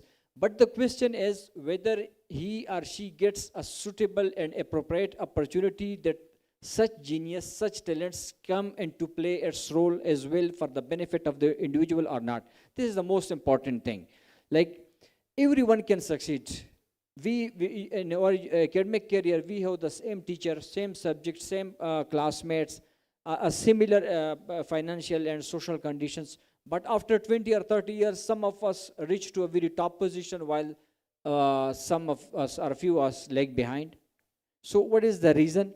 The reason is basically that the one who reached to the top position or to an enviable position, he or she used himself, his resources, his time, his faculties in a desirable direction. There is no other difference at all. You know, there is no financial constraints in our life. And if there is any financial constraint, everyone suffers through it. Everyone faces through it. The challenges are not bigger, provided that how much capacity we have developed ourselves. If someone asks me that what is your favorite word, like 2 or 3. One is the most important is strengthen yourself. Strengthen yourself. This is the most practical and most rewarding thing that you can. And another is pragmatism in your life. You must be pragmatic in each and every step and each and everything of your life. And third thing is resourcefulness. So these are the few words we must adore them all the time. And there is nothing beyond our reach, and we can do that. Everybody can do each and everything, provided how much he or she has a resolve for it. Thank you, madam. Thank you. And hopefully with this, you will, I will beg permission to leave this station a very good interaction, because I have my meeting in the World Bank, and World Bank is very much precise about the timings. So I may not find the door closed for me. Thank you. Yeah. Thank you so much for your time. A round of applause as His Excellency walks off. And I would like to pose the next general question to the panelists that we have here. Miss Margaret, is that okay? Yeah, pardon? Oh, sorry. Yes. So the next question will be going to Miss Esther. She's from LX. And the question is, can you share a specific moment or experience from your transition from student life to your professional career that significantly influenced your trajectory? And what lessons did you learn from it? Thank you for that. So I think I'll give maybe a bit of a background as I answer that. So I studied biotech in undergrad, so that's what I did for 4 years. But the key turning point for me in deciding that I'm not going to pursue biotech was when in third year I went for my attachment at Cambridge. And when I went to Cambridge, all of us who went there, I think it's like we got our hearts broken because, when we got there and, they were sharing the stories of people who worked there. Most young people who are there had volunteered for years and years waiting to get experience so that they can be hired. And so, you'll find there's a guy there who had volunteered for 7 years. He already had his master's. He was not being paid, but he's there to get experience. And those were the stories. So actually, most people who are running the labs at Cambridge are young people who've been volunteering for years, but the actual people who should be running the labs are out there now doing their research projects and traveling, but you're here, you're not getting paid. And when I really had those stories, I was like, for me, I don't have 5 years to make it, 5-7 years to make it. Because of my background, and I knew that I needed to support my family as well. So at that point, that's when I started thinking about, how I'm going to transition, what am I going to do? And then at the same time, so at that time I was working at a clothes shop in town. And then at the same time, I was doing a program with Centonomy. How many people know Centonomy? Yeah, so they train on personal finance, entrepreneurship, and career growth. And so I was doing a program then, and I remember when I went to Centonomy, there was this group of USIU kids who used to sit at the back, and they were doing these cool things while they're still in school. There's a guy who had a shop where he was selling shoes. There was a baker. There was a guy who was already driving in school, but what was important was the journey to that, and he was doing a number of online businesses. And that's what opened my mind to the fact that, you mean you can study and not pursue, what you studied for and things like that. So I began interacting with them, learning what they're doing and all that. So afterwards, I became a brand ambassador for Centonomy in KU, because I used to be in KU. And because now I volunteered as a brand ambassador for Centonomy for some time, when I graduated, I leveraged on it now to get an internship there at Centonomy. I was like, this is what I've done so far. And I didn't have any qualifications in my CV to back it up. So what I do is I wrote a letter with my value proposition. I wrote exactly, these are the things I'm going to come and do at Centonomy, and this is how I'm going to add value in the youth department, because I knew that at that time, the youth department was more or less not a priority per se. So I wrote a letter, these are all the things that I've seen, these are the gaps that I've seen, this is how I'm going to add value. I know that I don't have the qualifications or the education and whatever to back it up, and so the only question now that I got asked is, now are we going to invest in you? Then you go back to biotech. Then I was like, no, and that was the end of the discussion. So now back to your question is, I think that experience of volunteering, sort of going outside the box and doing other programs out here, now Centonomy and things like that, they're the things that really were, opened my universe to the transition. And now when I transition, I started as an unpaid intern, but I was really focused on, how can I make an impact? How can I build something out of this? Because at the same time, my parents are like, you've studied biotech for 4 years, and then now you are going, I don't know what, like I'm trying to tell them that I'm doing like a bit of marketing and sales, and trying to tell them how I'm passionate about like young people and impact. They're not getting it. In fact, at that point, my dad was, already boasting how, I'm a doctor. I'm not even a doctor, like I studied biotech. So you can imagine like how they felt at that time. But during that internship, like I was really like focused, disciplined. I did my work. And one of the things I learned is do your work and do your work well, and that will be seen. And so that sort of laid a background to where I am right now. So much. That is a very beautiful experience. And I'm pretty sure that many of the students who are seated here can relate. So the next questions I will be targeting directly at each panelist that is seated before us. I'll be asking one question for each panelist, all right? And the first question will go to Mr. Joel Chacha.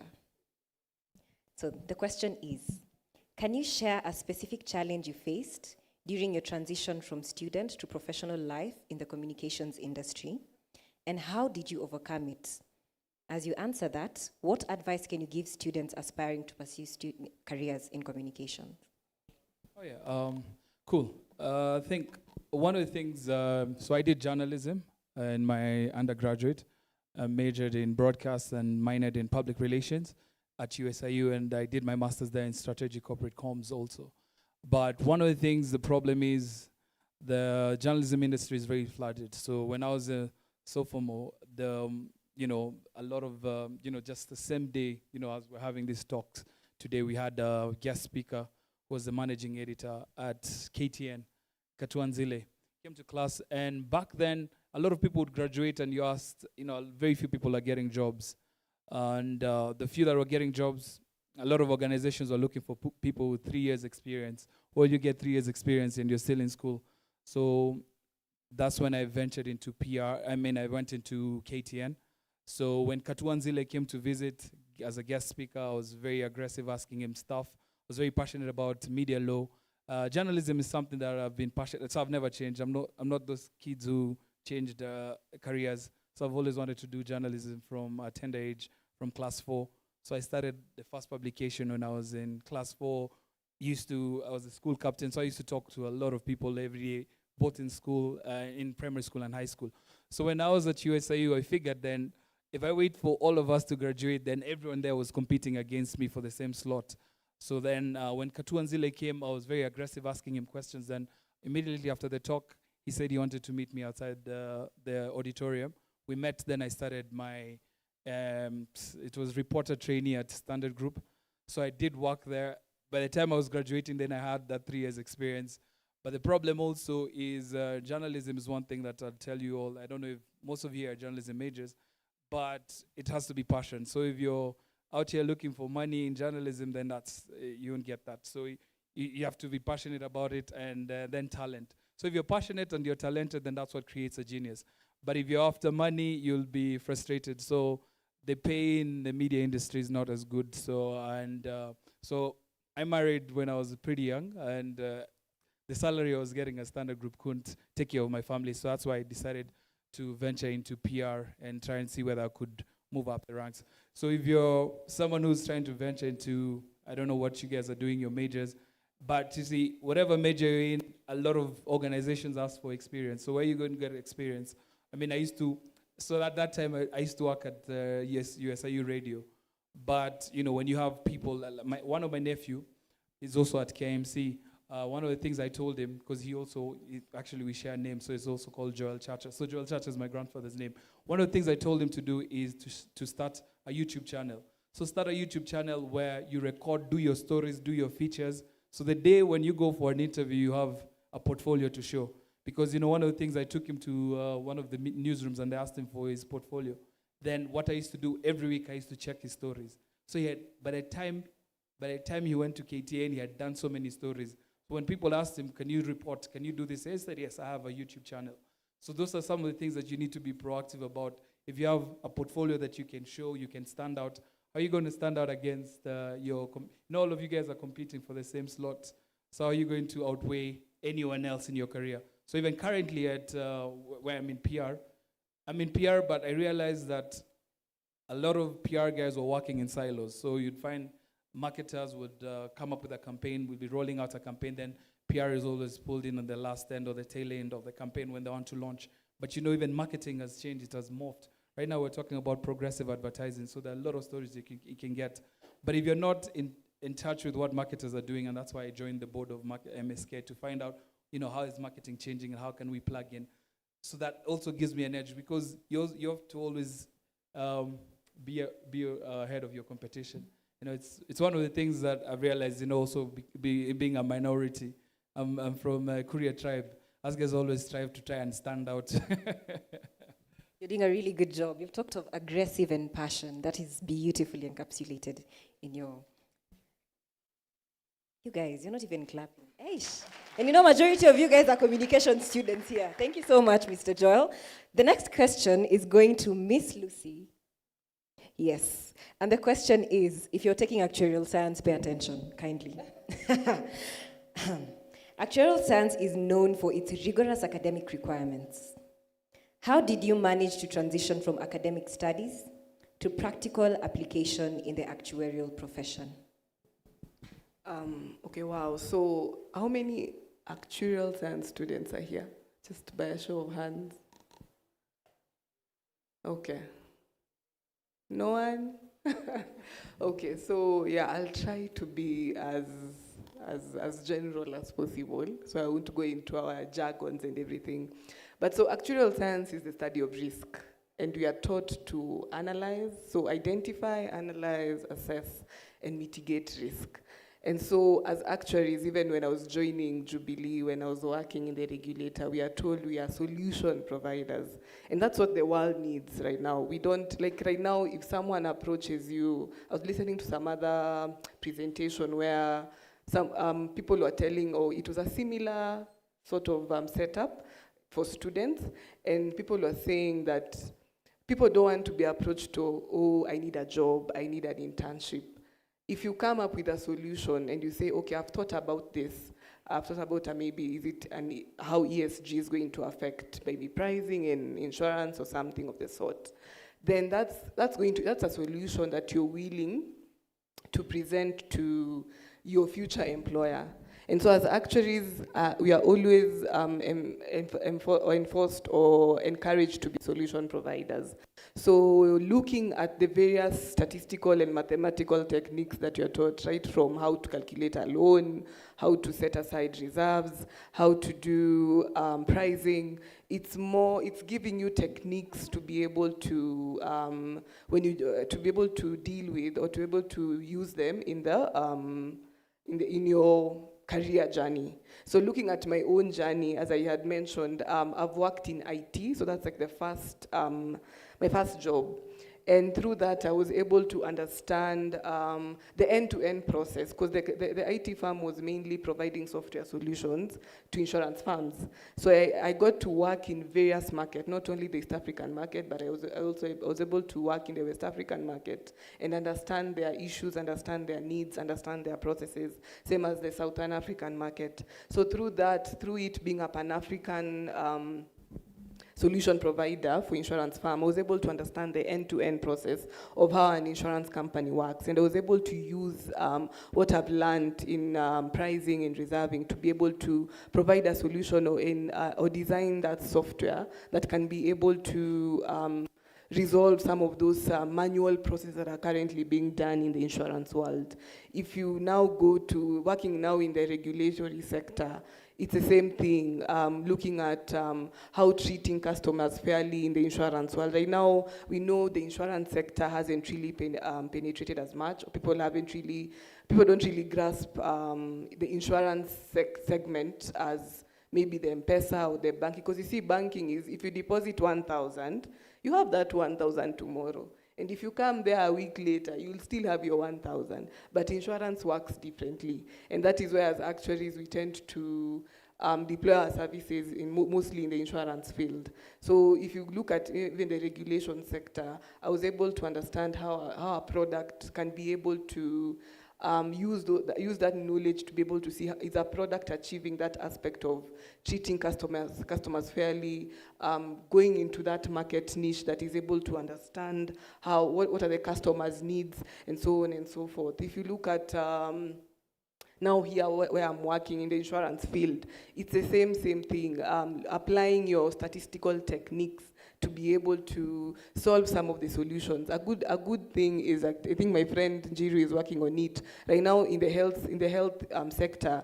There's so much talks on mental health awareness, psychiatric issues, and most firms are really advocating for such coverage within the to cover like their employees. So if you look at mental health, there's issues to do with rehabilitation. So how can we as actuaries, or I as an actuary, am I able to provide that solution such that the insurance firm is also making its profit, but you're also delivering customer needs and fulfilling customer needs in the ever-changing world. So I think in conclusion, I'd say that as actually, as I said, it's a study of risk, and being a solution provider is what the world needs. The world doesn't need many problems. We already have the war. We already have the economy trembling down right now. So who can stand up and become a solution provider, and using those statistical and mathematical, even it doesn't have to be even the actuarial, but even whatever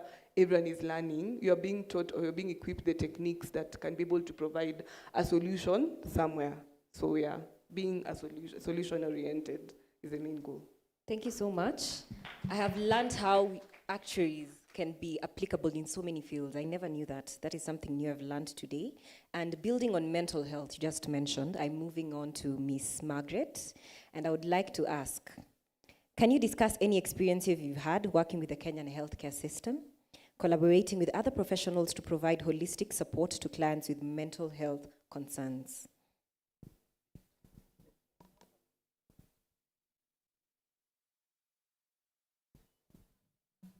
Yes. Hello. Yes, so our field requires a lot of consultations, and I was glad to hear even Madam Wakili talking about consultation in law. So the experience I've had working as a psychologist is there's need to consult with other professionals like psychiatrists, because when you think about mental health, it touches every aspect of an individual's life.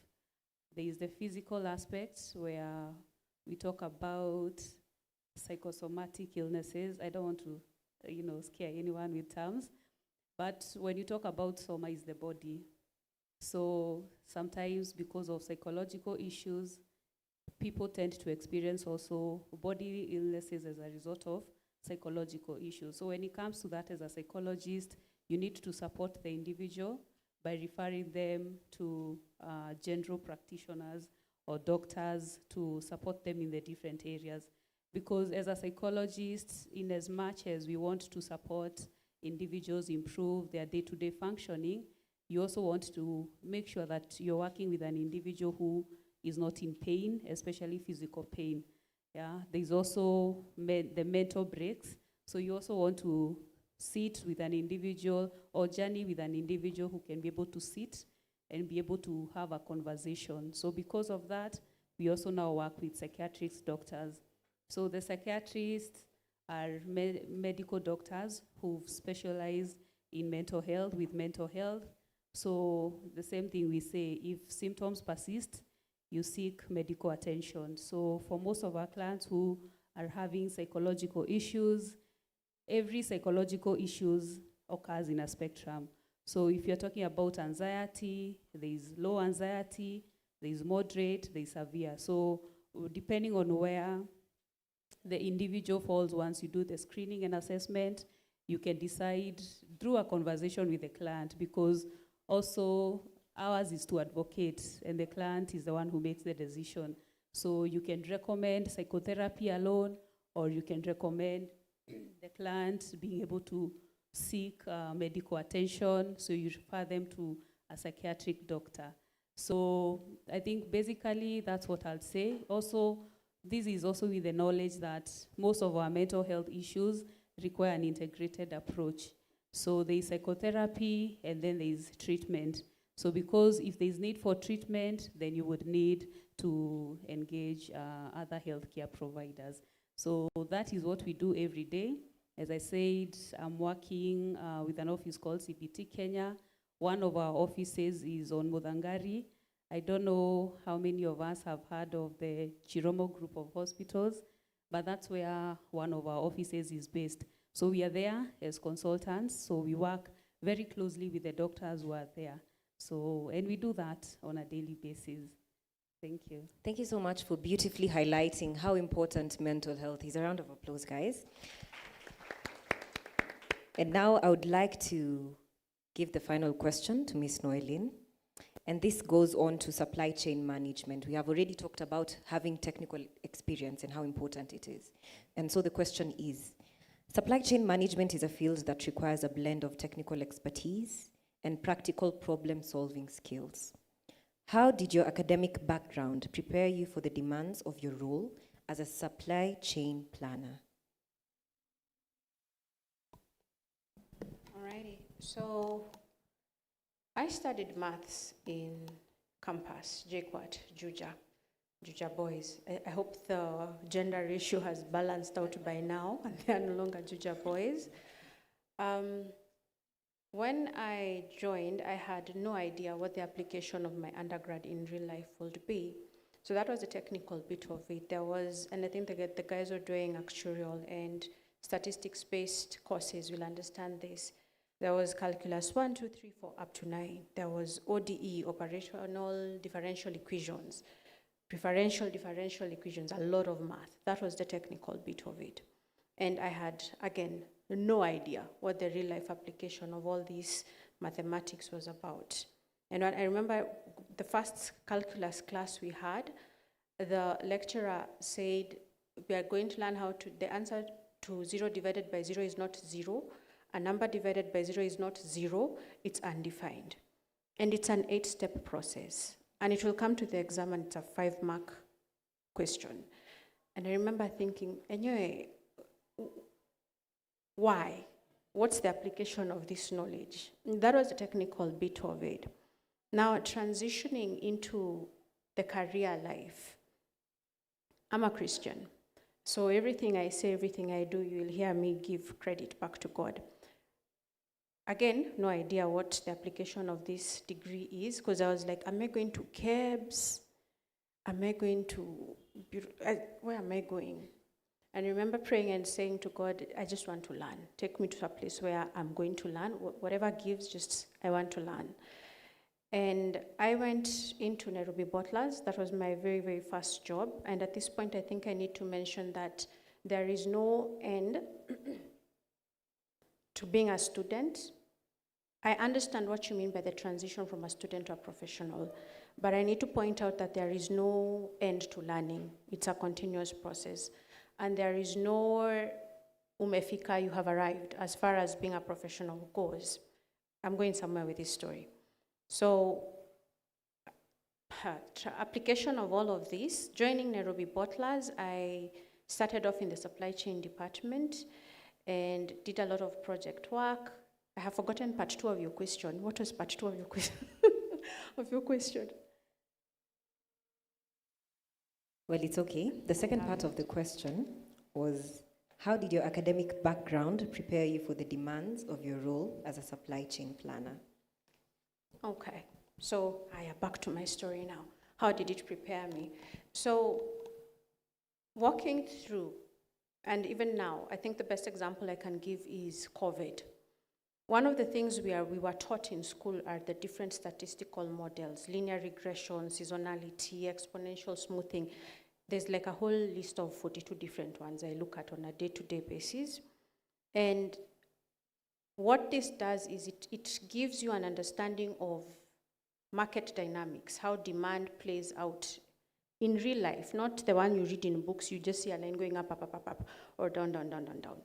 And then COVID came, and I don't know how many, I hear the last time we had a global pandemic was about a century ago. So nobody had lived experience of what you're supposed to do during a pandemic. But my training in statistics helped me to be able to adopt the statistical models that I was aware of to the changes that were happening with COVID. Because you'd find in 1 month the demand has gone up on one SKU, and there's nobody telling you what's going on, because nobody's walking around this curfew end. Then the next month it nosedives completely, nobody's telling you, and you have to have the awareness of looking at how an SKU is performing, key sales unit is performing, and tell, okay, based on how this thing is behaving, it's likely going to continue to behave in A, B, C, D pattern. And that's where my academic technical training came in, understanding this one, the way it's going, this is a nosedive, we'd better be ready to reduce our stock holding.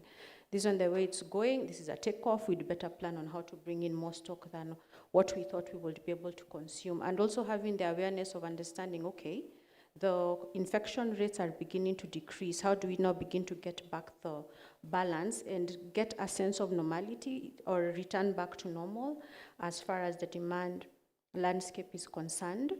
And then the other thing I need to mention also, in addition to what I did in the university, why I'm also saying that there is no end to learning, is I have received a lot of operational excellence training. And my operational excellence training has been on the job. You'll allow me to mention this. When you're transitioning from being a student to being a professional, I'll give you the same advice that my mother gave me when I started. Humble yourself and be willing to learn. When I was being assigned the task of, it is your job to make sure there is water in the office, it is your job to make sure there is soda in the office, I felt demeaned. I felt like, you guys, is it because I'm the youngest person in the team you think you should be assigning me water and soda stories? But what I did not know was that in being forced to do these mundane, quote unquote, tasks, I was also being forced to develop relationships with the different teams that I had to make sure I had these things. Humble yourself and learn. And the things that you learn, the one that becomes, it's in your head. Nobody can take it away from you. I have gone through a retrenchment. Nestle Equatorial Africa Regional Office closed. But retrenchment does not take away my skill. It does not take away my experience. And that's one of the things you need to be conscious of, even as you're transitioning between being a student and being a professional. Humble yourself. Be willing to learn, no matter how mundane the task looks like. My first pay was 25,000 per month. Gross, not take home, gross. Don't ask me what it is now, but it's nowhere near the 25,000 that it was when I started off. So just humble yourself. Yes, you have the technical skills, like you're saying, that will help you. The only thing it proves is you went to school. That's it. That's the only thing it proves. And it proves that you have a bit of an awareness of what is supposed to be done in the workplace setting. But it is onto what Wakili was saying and what His Excellency was saying. It's your attitude that actually determines, do we want to work with you, or are we like, anyway, see, peace, bye. No, I'm not working with you. Balance it out. I've answered in full, I think. Yeah. Yes, thank you so much. We've learned so much on fluidity and being open to the dynamic nature of the workforce. Thank you so much, Ms. Noeline and the entire panelist. I would love to excuse the entire panel. So as we have the second panel come in, thank you so much for your time. A round of applause as they walk off. Thank you. I hope that we've learned so much on transitioning from being a student and entering the workforce, the beauty of being fluid and dynamic, being open to learn, and many other things. Take your time to interact with each and every panelist that we've had here today. This is your opportunity to network and learn new things, and also figure out how you can transition on your own from being a student into the workforce. I would like to introduce the second panel. And the second panel will be looking into artificial intelligence. And I'm 100% sure each and every one of us seated here are aware on what we are going to be discussing today. So basically, we are expecting the panelists to talk about the significant effects of artificial intelligence on worker dynamics, professional growth, and educational methods. Many of us have interacted with artificial intelligence software like ChatGPT. So we want to learn what are the changes that are coming in and how they can be integrated into the careers that we're interested in today. And I want to call upon the panelists as follows. We have Mrs. Esther Mushiri, the Vice Chairperson of Kirinyaga County Public Service Board. The second panelist will be Mr. Kamami Njenga, a nursing practitioner and educator. The third panelist will be Mr. Akwiri Dastan, Director of Cybersecurity at ICT Infrastructure at CyberPro Global. And the final panelist will be Mr. Alex Mudhiani. He's a HR manager in a law firm. Kindly, the panelists that I've called upon and are available, we'd like to have you at the front so that we can have this brief discussion on the second panel session. Thank you. A round of applause, guys. So I can see that we only have 2 panelists now. It's okay. We can learn something, right? Now, I've mentioned something to do with AI. And I know each and every student who's seated in here has interacted with software that deals with artificial intelligence. And not once, not twice, basically on a daily basis within our educational journey. I would first like to ask a general question. Before that, I would like our panelists to introduce themselves. You're going to tell us your name, again, kindly, what you do so that they can remember, and finally, one interesting thing about yourself that we cannot tell by just looking at you. Thank you. Okay, good afternoon. Good afternoon again. How are you doing? Okay, my name is Esther Mushiri. I'm many things, but the most important ones are I'm a vice chairperson, currently acting chair of the County Public Service Board of Kirinyaga. I'm a lecturer of law. That's my background. I teach at Catholic University of Eastern Africa and sometimes a guest lecturer at the University of Nairobi. The other thing is the managing partner of the law firm of Esther Mushiri and company advocates, as well as being the founder of the same. Other things include being the legal advisor of all the county public service boards in Kenya, and among so many other things. What else did you ask for? Something interesting about yourself that I cannot tell by just looking at you. Okay. What is interesting about Esther? I think I'm the most passionate and friendly lecturer you'll ever meet. I love working with young people. Currently, I'm a patron of so many organizations that relate to young people. At Catholic University, I'm one of the founder and patron of Queer Law Firm Club. It's actually the best clubs in all universities in Kenya. Yes, I'm sure, Desta, you can attest to that. I'm currently the Lecturer of the Year award winner for last year, hoping to scoop even this year. So that is something that I love doing and I'll keep doing, especially to do with mentoring young people to become a better version of themselves and inspiring them to think outside the box and not to allow anyone to put them under the table. Other thing is I'm a board of advisory member at Vijana Tubonge Initiative. It's also a youth-led organization. And there we deal with lots and lots of issues relating to mental health, sexual reproductive health, and how to avoid HIV spread. We also deal, one of the key things I'm passionate about is education. So I inspire and I really work towards ensuring that every young person has access to education and education makes sense in their lives. Thank you. Thank you so much. Yes, you can just introduce. All right. So my name is Alexander Mudhiani, but everybody calls me Alex, so I'm totally fine with that. I'm a HR professional, and my experience is, of about 10 years. cutting across different industries. So I've been in the tech world, I've been in the corporate world, I've been in the NGO world, and currently I'm in the legal space. Something interesting about me,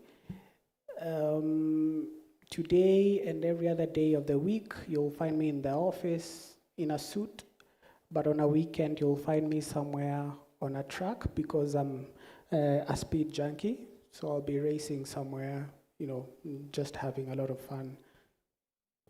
Thank you so much. We would like to be invited to one of your events as a speed jockey so that we can see you in action when you're not in a suit. Thank you. I'm going to have 2 general questions that can be answered by either of the two. So we can start ladies first. Thank you. All right. The first question is, as students prepare for future careers in AI-driven worlds, what are the essential skills and competencies they should focus on developing to remain competitive and adaptable in evolving job markets? The question can go to either of the panelists. You'll start? Okay, All right, thank you. if I may start, key skills.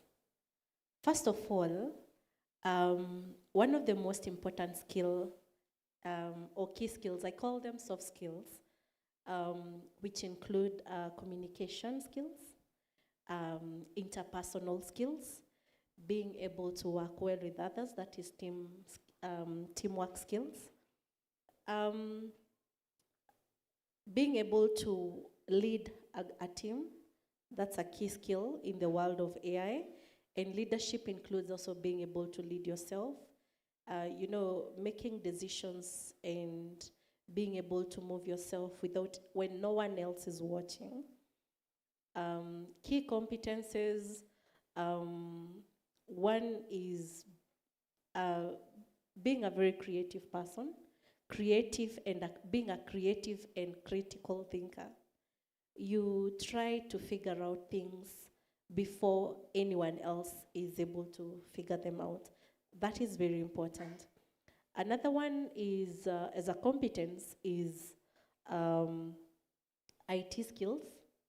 In the world of today and the future of work in this country and the world over is being able to work within the digital space.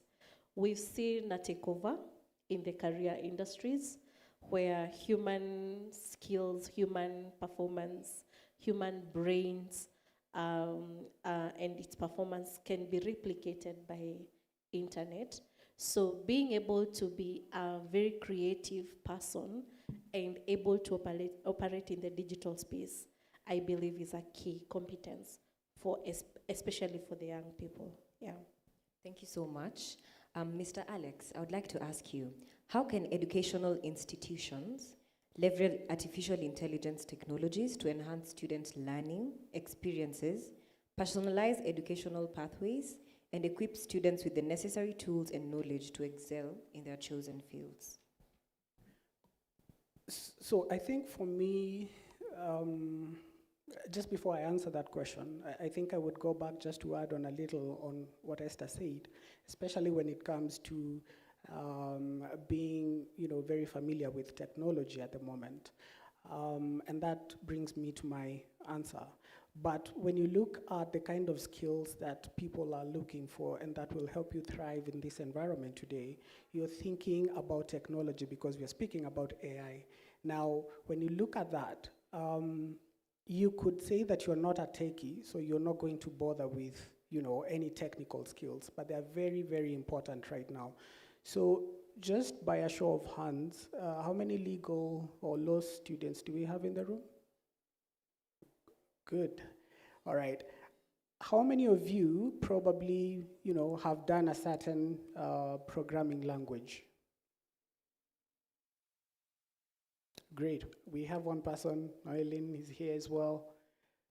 Now, That is something that is very important today because, yes, you might not be in the tech world, but we are moving to AI. You need to be able to understand all the features of AI. You need to be able to actually put the data together, make sense out of it. You need to be able to automate processes as well.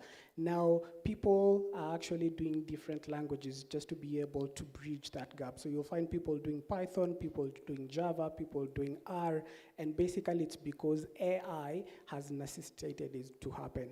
Now, coming to your question, schools can actually help people do that and help students also build on that. So they can come up with different courses that are actually AI based. So they're able to roll out these courses as part of the curriculum, and people are able to get exposure to these trainings. Secondly, what they can do is use AI for simulating different cases and immersive learning. What do I mean by this? If you're thinking about becoming a lawyer, you don't have to wait until you get an internship at a certain law firm so that you get the experience. We can use AI to come up with simulations which will actually give you practical scenarios that you can actually be able to work on before you even get to the real world. Thank you so much, Mr. Alex. I think that we can attest that some of our lecturers actually do that. They do get simulations and questions using AI, enabling us to get that experience. So now I would love to go to questions that are targeted directly at each panelist. And I would like to start, should I start with Mr. Alex or Miss? Okay, sure. I'd like to start with Mrs. Esther. Now, how do you envision artificial intelligence impacting the recruitment and selection processes within the public service sector? And what steps are being taken to ensure fair and unbiased decision making?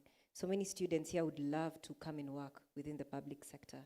How do you think artificial intelligence impacts that? That's a very good question.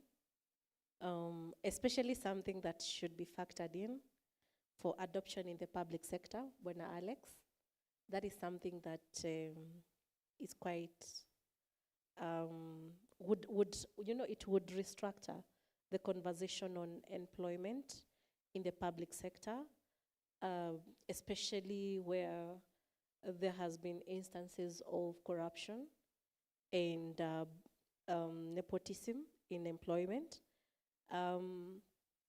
Of course, the steps towards recruitment in the public sector will always be regulated by law. So you realize that all positions that will be advertised in the public sector, first of all, has been factored by law. And then, of course, the requirement of the Constitution is that it ought to be a fair, transparent, competitive process. So transparent means that it should be available to all for scrutiny so that you're able to understand if you applied for a certain position, why is it that person A was picked and person B was not picked? So how can AI assist us in this process? First of all, for you to be able to utilize the importance of AI, you have to first be able to understand the processes in the recruitment process. And then these processes, what do they require? For example, in the public sector, there has to be an ident. So ident comes from the line ministry or from line department. So in the government, that is the national government, comes from the line ministry. In the county governments, it comes from the departments, and by extension, it's still by the line ministry.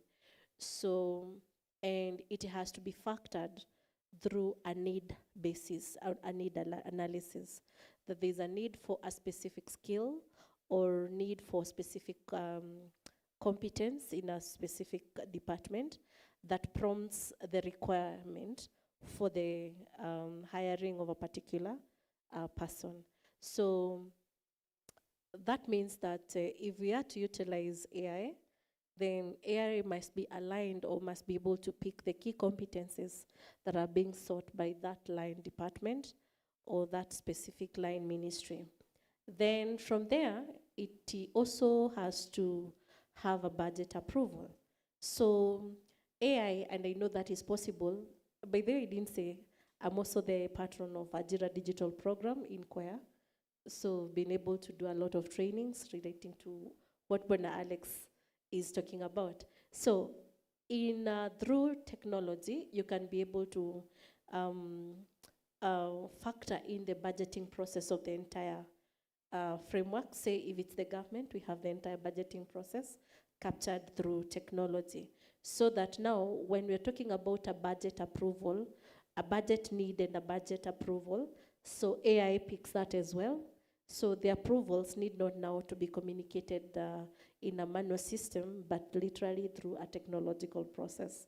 So it's just the approval is then will obviously be done online, and the AI is able to now capture the human component and requirements and the important key skills that will be required at the end of the process. So again, you come to where now there's a budget approval, there's a cabinet approval, and now there's an item coming our way. So once we have verified that, then the next thing is we usually advertise. So that's when you see it in the papers. So in the papers, once we advertise and you key in the applicants after the applications have come, you key in the data from the various applicants and the key competencies, the key qualifications, and the skills that these people have. The good thing about AI is that it will be able now to align the skills with what the need analysis and the needs of the specific public service sector with now the people, to identify the people that have now applied that are suitable. So for example, if we need, of course, when we are having applications, say for one position, we must have at least minimum of 3 and maximum of 5, depending also on the applicants. So sometimes it can be minimum of 3, maximum of 10, depending on the number of applicants. So I believe with the analysis through the AI, it will be the easiest, transparent way to classify these people and be able to understand this is the highest person in as far as the key technical competencies that the public service is looking for, and this is, and then we have a cutting line. So in that order, we just click at the number 10 if we needed 10 candidates, and then we're done. So of course that impacts on also on the public resources, because from the time there was an ident all the way to the time when we did in advertisements, and then now when we're supposed to be doing shortlisting, remember, this is a process that takes a lot of money. It takes a lot of money. So I think the other thing that would impact, the AI would impact on, would definitely be to do with the cost. The cost management. Right now the government keeps talking about shortages in funds and funding to, especially to county governments, okay? And to key sectors in the economy. So this is a way to cut on costs, so if it were to be adopted by the system. So, of course, I mean that, well, I say that because if we're shortlisting, we cannot shortlist within the same, like for example, I work for county government, we cannot shortlist within the county government vicinity. So we must move out of our jurisdiction so that our shortlisting is not interfered with. It's tamper-proof. So I'm imagining a situation where AI would be able to do that without requiring us to move from one place to another. So that's why I'm talking. And then the moment we move out of station, definitely we like the per diems, but it will definitely cut the cost among so many other things. Why is it transparent? Because it does not have any manner of biases. It does not know that you are related to me or it does not know that you were sent to me, maybe I'm not saying that we have corrupt people in our board, but I'm saying that is always the allegation. But sometimes it is true. There is a lot of corruption in the hiring processes. So if I was to be asked, I would really approve of the use of AI, especially in the identification of candidates. That is the shortlisting process, so that these candidates can now be available for interviews. Now, I believe AI should also be able to help the public sector, especially the officers responsible, like not the board in charge of hiring or the Public Service Commission. I'm sure it would be very impactful in helping identify key attributes and key aspects that would be needed in terms of the hiring process, so that even as these people come for interviews, the AI itself has already identified the most competent person versus the less competent person. And by that, it also shortens the process. Yeah. So would I recommend it? Yes, I would. What is the impact? The impact is that some people would have to lose jobs. So I keep saying the future of the world is in the technology, and so many key professions will have to be taken out. So the best thing for anyone to do, anyone present here as a student, please make sure you align your competencies, your professional aspects with technology, so that you will be able to creatively remain relevant in your sector. Yeah, thank you. Thank you so much, Mrs. Esther. The transitional process from being a student to entering the workforce, as explained by the previous panel, also explained the importance of fluidity, and you have just told us the importance of aligning with the skills we have to technology. And in matters employment, because Mr. Alex is within the Human Resources Department, I would like to ask you this question. As an HR manager in a law firm, how do you see artificial intelligence impacting the skills and competencies required for legal professionals? And what strategies can be implemented to support ongoing professional development in this context? Right. So I think when it comes to skills, and this is what everybody has been talking about, it's being tech savvy, right? So there will be an increased demand in tech savvy candidates, or even in the legal space, lawyers, right? So traditionally, lawyers are known for their briefcases and lots of paperwork, right? So whether the case is brief or not, they'll still carry a briefcase full of paperwork. Now, that is really changing today. And people are leveraging AI to be able to automate a lot of processes and a lot of these paperwork that they've been using before. So what that means is, before you get to that space, then you need to be able to understand what AI is, have AI basics, just be able to, look at data, analyze it, and be able to actually draw insights from that data. So at the end of the day, is that we have AI for you. Do you know how to use it, and do you know how to get value from the same? So tech savvy, lawyers or candidates would be required in the workplace. Now, secondly, when you think about it, because AI is actually doing what we have been doing in the past, a lot of admin work, a lot of manual work. Now, what will happen is that there will be a shift towards, the need of, when you look at it, there'll be a shift towards the need of AI in terms of just being able to embrace it. So when you look at things to do with what we are currently doing, and I'll give you an example. At the farm where I currently work, which is Anjawala and Kana, what we've done is that we even have an innovation department. So that means we are adopting technology, we are embracing innovation. Now within even that department, actually, some people working within the innovation department are lawyers, right?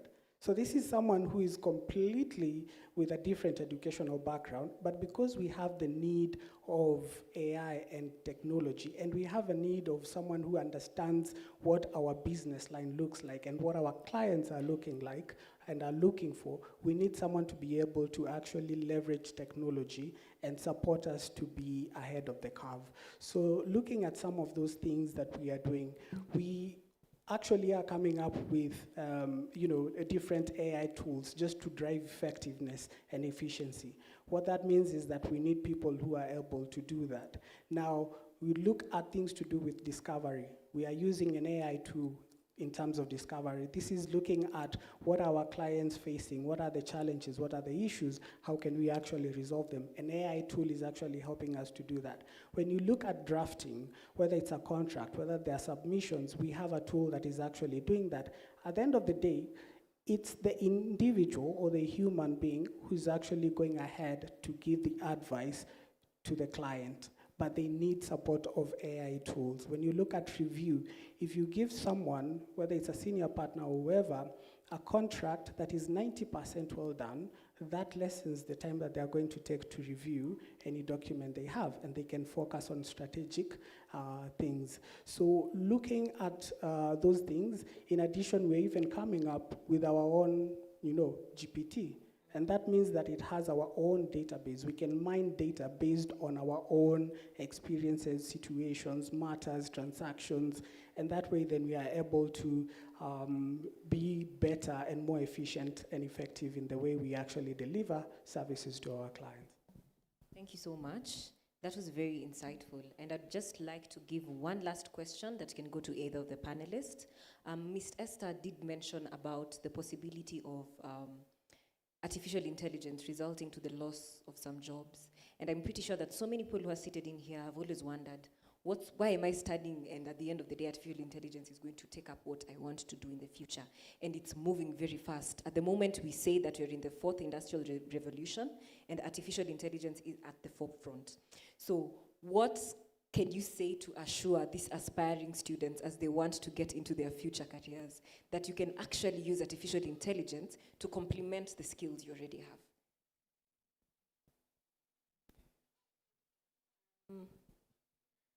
What you can do to complement, number one is everything in this life, I believe, is compounded by your attitude. Okay? So if you have an attitude of failure, you'll definitely fail. If you have an attitude of I can't get to be the best in my profession, you'll definitely not become. But then, I'm an agent of positive mindset. And I believe that having an attitude of being a winner, having an attitude of being the best in the industry, having an attitude of I can mentality. You have the I can mentality that someone comes and tells you, you did law, you did accounting, you did, it's the other course, actuarial science, among other things. But then, must you stick to the profession? Yes, you may, and yes, you may not. How must you not? Sometimes, combining things with your talent, you begin to realize, I'm a talented lawyer. What's your talent in being an advocate? Okay? Then, what is it you can do to become an exceptional advocate? That's the difference. So then, how can being an exceptional advocate help me advance my life, advance the life of others, and keep the world I live in better than it was yesterday? So basically, my answer would be, how do you transition? First, learn as much as you can. Okay? Learn as much as you can. Number two, and I said, remember we have an attitude issue, okay? The attitude should be, I can. So every single thing that comes your way that you believe can creatively be linked to your profession, please link it up, because you never know. One of the speakers here talked about not being able to identify the specifics when you're at a younger level, but then you having a big dream of becoming this successful person. The idea is that you keep going, positive mindset, keep going, keep learning, keep discovering new things. Challenge your mind to read as much as possible. Challenge your mind to connect with as many people as possible. Because of course, I may also need to tell you, the more you connect with people, the more you learn new things. And the more you learn new things, be this kind of a person that thinks outside the box.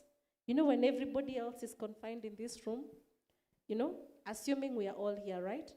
There are those people who are here and they're holding on to their phones and looking at their WhatsApp right now.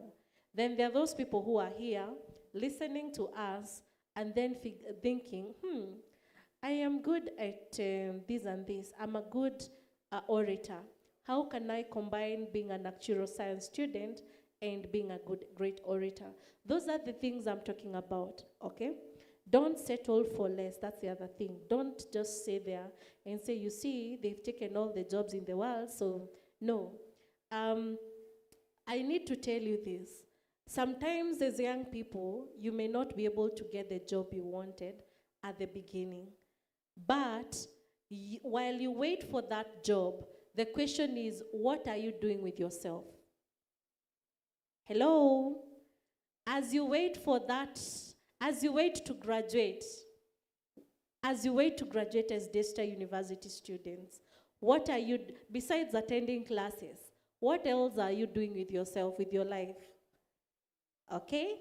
Ask yourself, challenge yourself to ask yourself that question. I remember when I was at the university, I worked while I was a student and while I was leading. Little did I know that this whole thing at the university was preparing me to be a multitasker. I'm sure you've heard my profile. I do many things, okay? But as I do many things, what taught me to be a multitasker? It's because I embraced the challenge of being a student then. I was a student, mark you a first-class honor student. I was a leader, leading in different portfolios at the university. At the same time, I was a business manager, managing a business on behalf of my boss so that I could add my pocket money and sometimes pay my school fees, okay? That time it was challenging, but I embraced the challenge.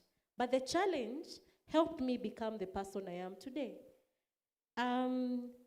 My assistant here, please stand. She's Watata. She's an advocate in waiting. And I usually call her Minimi. One of the things, she's a young person. One of the things they keep asking me, together with the rest of the people in the office, and of course, recently I was working with a certain client I was training. How do you manage all these portfolios? But why not? The attitude, you get the point? So I'm not telling you something I've not done. It is something I have done. How do you run from one level? By the way, the jobs are in different locations. One is in Kirinyaga. The other one is in Karen Langata. And the other one is in Bypass Kamakis. And the others are in Nairobi. So how do you manage? It is I can mentality. And then the last thing I would want maybe to impact someone with, time management. How do you spend your time? What do you do with your time? How does time add value to you? That is very important, okay? So back to the question again. Why would you not be able to work with technology as a young person?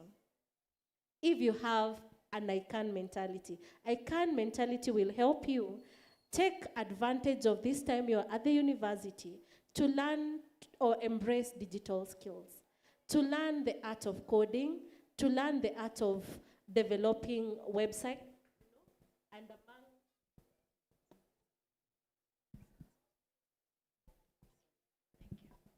and among so many other things. So, young people of Daystar, first of all, I want you to run with the resolve that you can.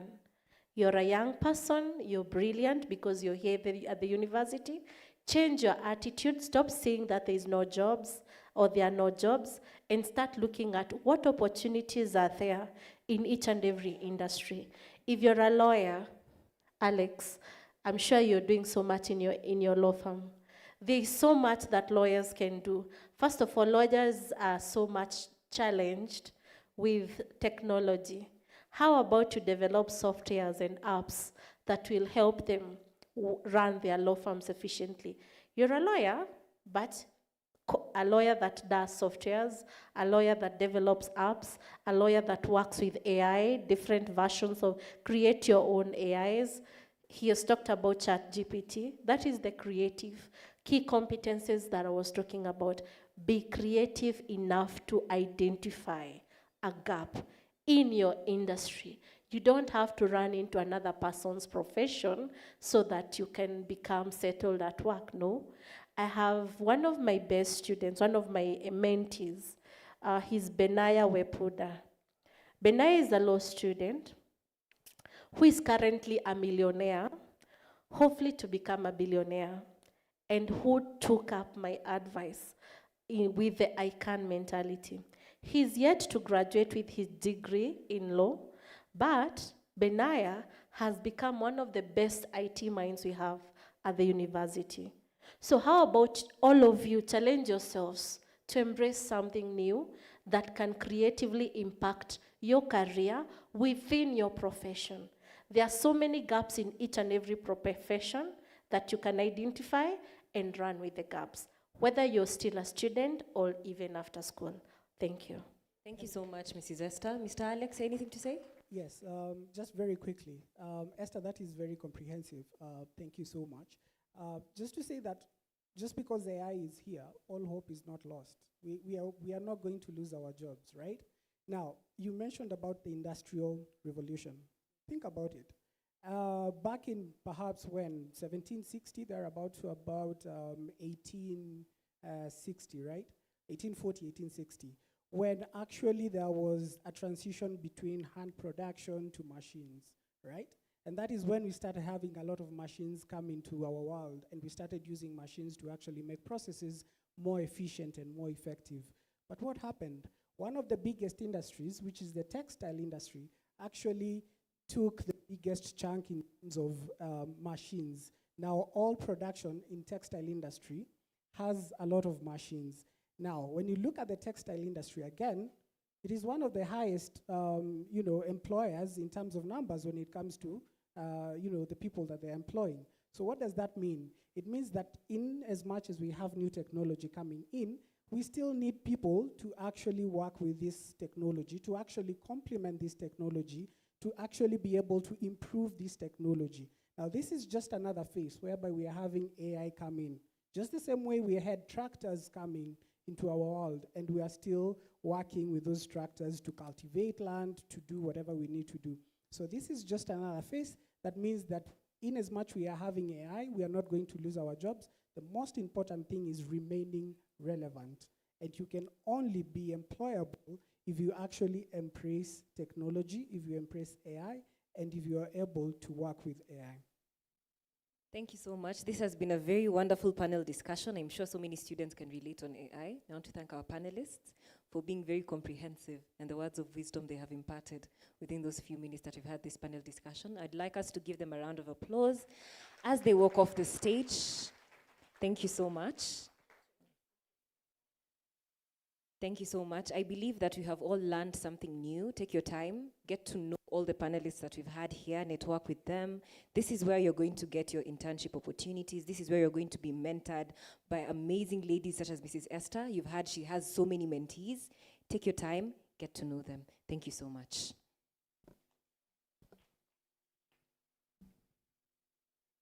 I don't know where the MC is. Sorry, I've taken up your role, but I'd like to take the recognition of the panelists just to have you receive your gifts up here rather than outside like the others. So kindly, if you don't mind, together with Miss Nylene, kindly for your gifts.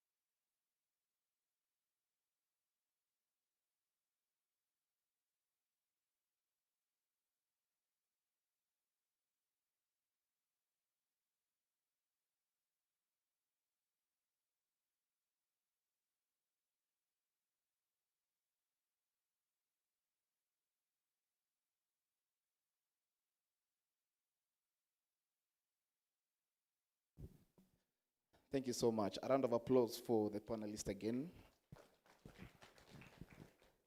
I hope you are learning more about AI. For those who use AI to find their perfect match, please know that you can use AI to get money. Don't go and use AI to look for your forgotten ex. Ati, where is he right now? Talk to him. Talk to me like him. Yeah? Guys, please, we need to chill out, okay? Now, next, I want to introduce a very, very good partner that has partnered with Daystar University. And as you can see, we have ALX, which for the tech people, since we're talking about AI, how many of us have heard about ALX? ALX. For those who use YouTube, anytime you skip ad ALX, please, ALX people, please, reduce on the advert budget, please, yeah? We are skipping every video. But anyways, please, a round of applause for Diana as she takes us through what to do with ALX. Tafadhali makofi, please. Thank you so much. Welcome. Thank you. For the people who know about ALX, I am Nekesa, and I'm the student recruitment analyst at ALX here in Kenya. It's so amazing to learn that the students of Daystar University are led by Christian values, and to be specific, they have core values. As a young person pursuing your career, the world and Africa will depend on you to solve its biggest problems. And that means you'll be doing hard things. Therefore, you need to be guided by something. At ALX, we are led by chair values, which are courage, humility, adventure, initiative, and resilience. ALX Africa, I don't know if my slides are working. It would be lovely to have them there. But anyway, I will go on. So ALX is a tech training company, and we are on a mission to enable 2 million young Africans to get dignified and meaningful work opportunities by 2030. How do we do that? We do that by enabling them in tech skills. When you have these skills and you put it together with what you studied in school, you not only seek for local opportunities, but also global opportunities, ensuring that we are able to meet our mission. He mentioned that this is for techies. We are not for techies, guys. Anyone can take our programs, and the panelists have been here and they have spoken about how tech and AI can be applied in different fields. These programs are not for someone who is in tech. They're for someone who wants to learn tech skills. They're for someone who wants to upskill and add new skills to what they're already studying today. I will briefly talk about our ecosystem, what makes ALX. Our founding institution is the African Leadership Academy. I don't know if you've heard about it. The African Leadership Academy was founded in 2004, and it has a campus in South Africa. They offer a 2-year diploma program, and the idea behind it was initially parents had to send their kids in high schools abroad for them to be able to join Ivy League universities. It was not easy for you to come from a Kenyan high school and then go into an Ivy League university. So that is the gap that the African Leadership Academy came in to fill. And then came the African Leadership University. The African Leadership University was founded in 2013, and it offers a 4-year degree program. We have a campus in Rwanda and in Mauritius. And this was basically, the idea behind it is an Ivy League for Africa. Finally, we can access quality education without having to go outside. And unlike other universities, when you join the African Leadership University and ALX at large, you do not choose a major, you choose a mission. We have grand problems and grand opportunities in Africa. Why don't we, as we study then, pursue some of these and build solutions where you earn a living, but you're also solving the world's biggest problems? So that's the idea behind it. And the plan was to scale the African Leadership University into the rest of the African countries. But that kind of scaling will take a long time, and it would also take a lot of resources which were not available at that time. And so how do we still get these programs to every young person in Africa without the resources, without the institutions set up?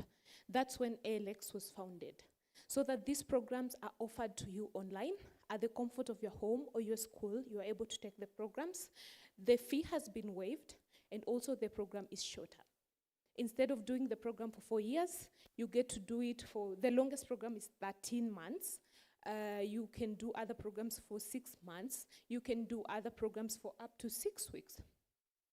And then comes the room. Currently being rebranded to the ALX Fellowship. This is a community of graduates from ALX programs. It does not end at you graduating from the program. You still stay within the community and get access to more opportunities and continuous learning through ALX Fellowship. Then we have Sun Technologies. That is the mother brand. So when we say ALX, we say the room, that is a Sun company. And Sun offers B2B business technology solutions. So a company has a project they're building, but they don't have time to hire the talent, or they don't have resources to set up an office. They do it through Sun. And the people who are doing these jobs through Sun are our learners and our graduates, therefore contributing to our mission of enabling 2 million young Africans to get jobs. Next slide, please. What makes us different? Number one, we say nobody does community like us. I know after COVID and all, everyone was working online. Also, this is tech. People are like, we don't need to meet other people and all that. But at ALX, we encourage our learners to leverage on their network and to build relationships and network as much as they can. So, first of all, they have access to a Pan-African network, because ALX programs are not only in Kenya, they are in all African countries. Wherever you are in Africa, or you are in Canada and you're African, that's one of the eligibility requirements, actually. You have to be African to take our programs. You can sign up for the programs, and therefore, online you build a Pan-African network. You could be taking one of our programs, but then we have peer work, and you are given a peer who is from Ghana, or is from Chad, let's say, or Uganda. Actually, you have to build a good network on that portal to be able to actually go to someone and say, hi, can we do this project with you? So you have access to those networks, meaning you also have access to opportunities outside of Kenya, outside your country or your city. And then we also host in-person events. That is last year's Karibu ceremony. When we accept learners, we do something called a Karibu ceremony. And where all accepted learners come together and meet ALX learners, share in our mission, get to understand how this journey is going to be. And then we have learner community events. These are learner-led, where our learners take initiative and say, for Valentine's, for instance, they had a potluck event. And sometimes they do community service, and they also do events like network. You never know who is seated next to you. It could be someone you go to class every day, but you don't know their story, you don't know what they do.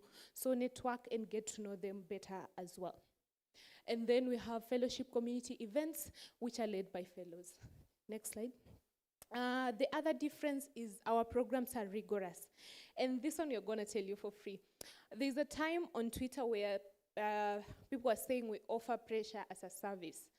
And this was because of the of the rigor of our programs. But why are they that rigorous? First of all, I told you are doing a 4-year program in 6 months or in 13 months.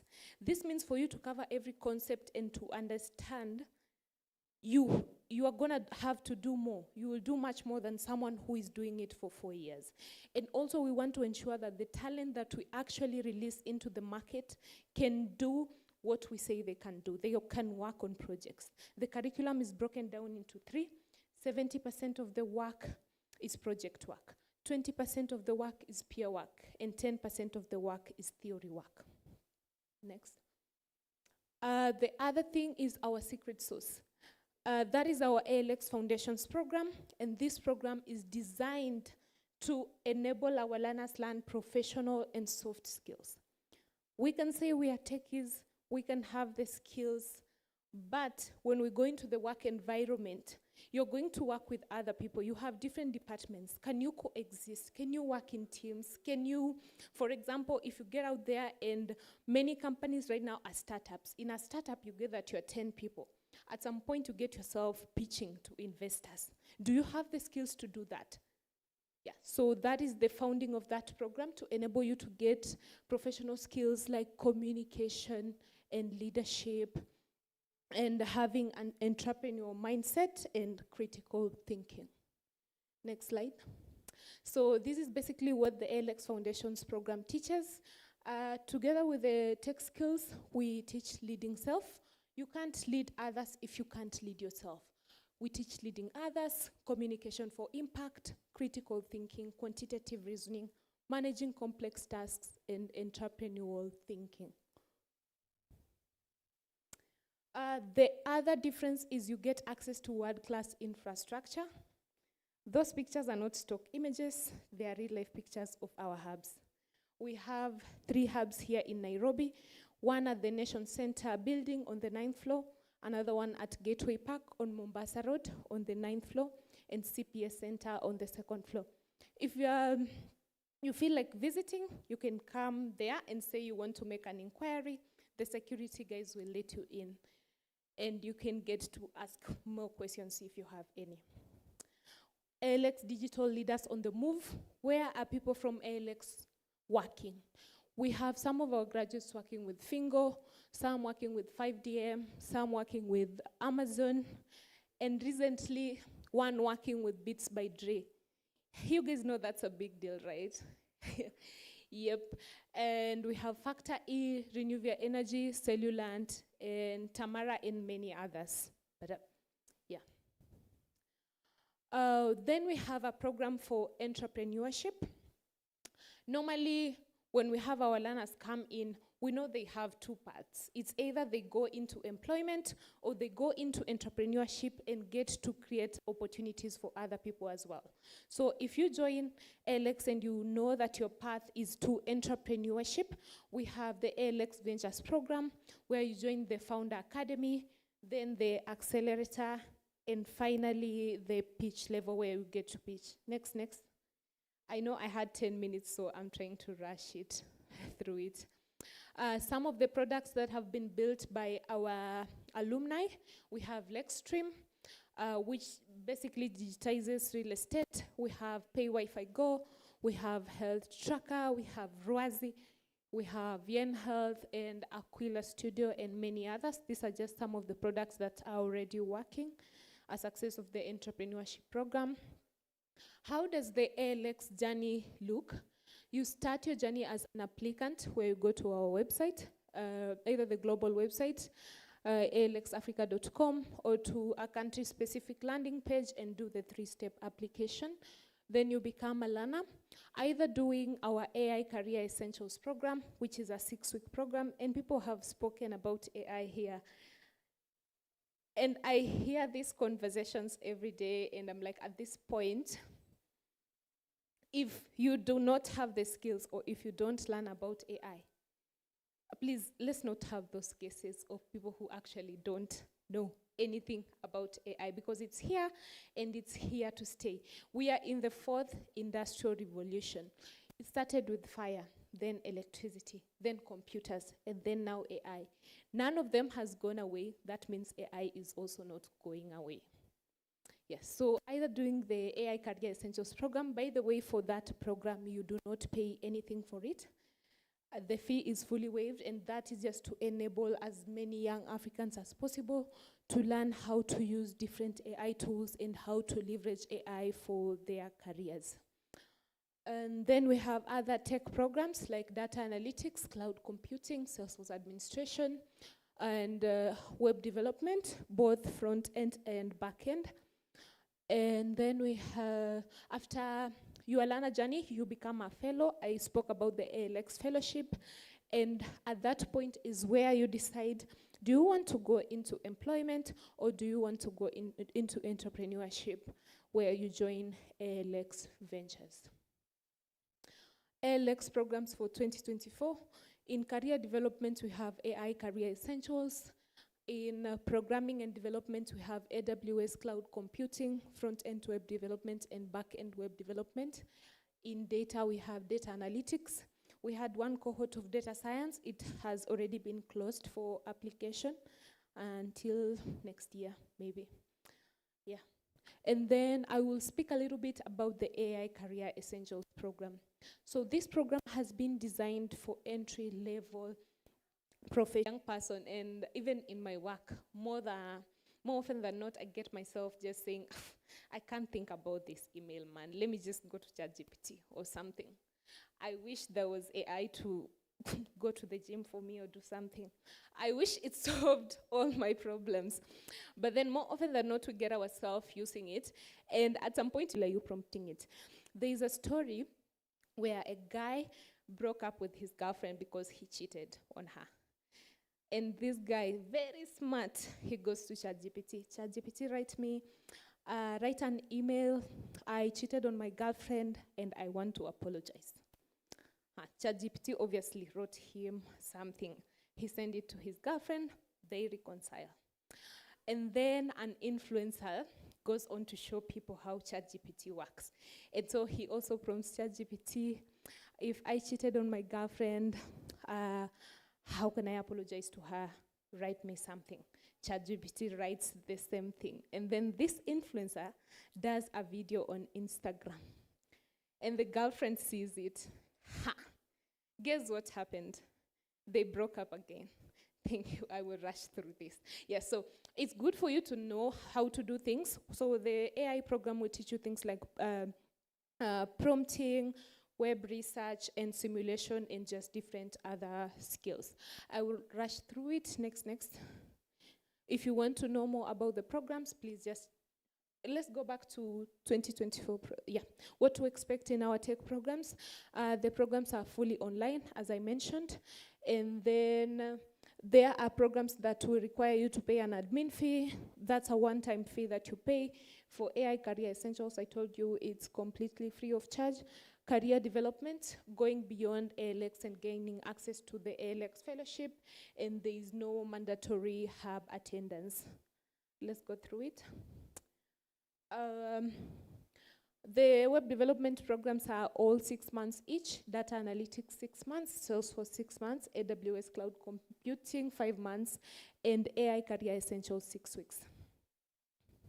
The application process, eligibility for you to apply to ALX, be between the age of 18 to 34, be of African origin, as I mentioned, and have access to the laptop and the internet. Yes. How to apply our website also. I don't want to disrespect this owner and take up much time. If you need to know more about ALX, we have a desk with our fellows out there where you can speak to us, or you can find me or find my colleague Lillian, or just Google alxafrica.com. Thank you so much for listening to me, and all the best in your careers.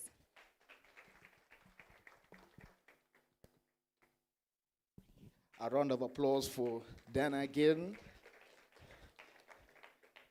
So at least now we know more about ALX, not about just seeing it in the YouTube ads, okay? Now moving on swiftly, I want to invite another partner that has partnered with the event, and these people do banking and everything. Kaukona pesa, how many of us save their money under the beds? Okay, I'm not KRA. I'm just asking, by show of hands. Under the bed.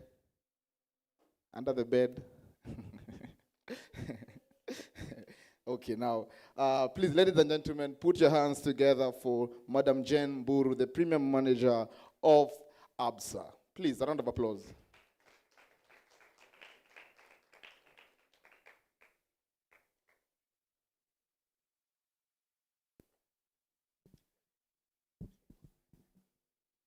Hi, everyone. It's so unfortunate talking between, I know I'm the one who is stepping between you and your lunch, so I'll be very brief. Yeah? I can see everyone nodding. Thank you so much. So for me, I want to introduce myself. My name is Jane Mboro, Premier Manager. That's the affluent sector of APSA. But that does not mean you're not affluent, because you are our tomorrow's affluent. So with me, I want to introduce our branch manager for Modaiga, Marion Borg. Please just stand up and wave. We want to make it short.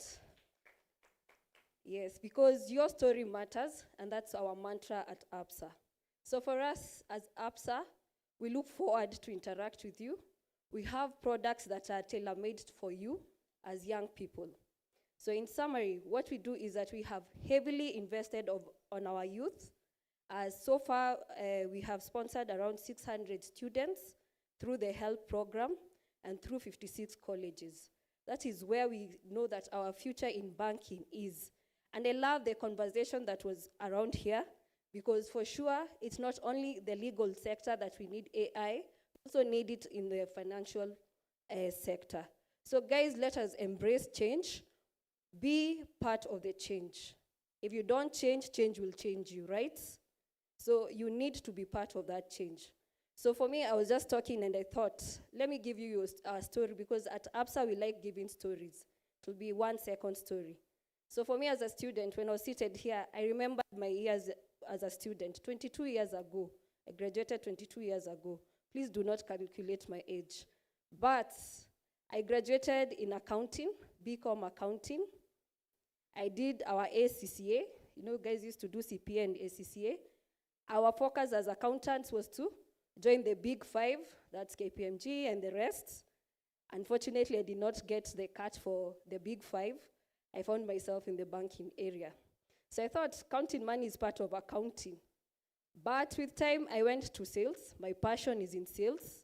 I did not do sales as in school, but that's where I am. So I find myself, with that, I went on to be a strategic partner. And with that, then comes the question of balance sheets, revenue growth, and guess what? I had to use what I learned in accounting class. So I was on top. So every time you get a career or somewhere, a career path, I want to urge you, do not think that you are wasting your time in school. It comes to apply.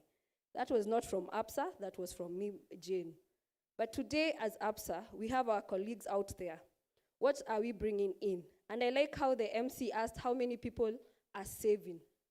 And I could see the notes. I want to congratulate each and every person who is saving. I don't care whether it's the mattress, in your bag, in whatever it is, but it is good that you're saving. Because let me tell you, you start a culture of saving as early as possible. If today you're not saving, you will not save tomorrow. I know you guys know about the Bible, right? Those the people who are given the talents, yeah? There's one who was given 1, 5, and it was 1 and I don't want to start preaching, yeah? But what have you done with that? If you put it in the mattress, will it grow? Ask yourself, will it grow when you put it in your mattress? Are you the person who put it inside the soil and it did not grow? That is why APSA is here. We want to tell you, as a young person, start saving today for your tomorrow. What do we have? As APSA, we have an account called Ignite. It has a very beautiful vertical card that is in orange. I always complain I just need one for myself, because all I believe is that I am young at heart. I might not be young on the ID, but I'm young at heart. Can all of you get that vertical card? Why am I saying that? Because we have so many forums where we discuss about your wealth build. How many people have built their wealth? Have started building their wealth? I don't want to tell you by a show of hands, but can you start wondering, how do I build my wealth today? Because every stage is very important and it contributes to your wealth to tomorrow. Why am I saying this? If you open an account, an Ignite account, we give you a free savings digital account that has 10%.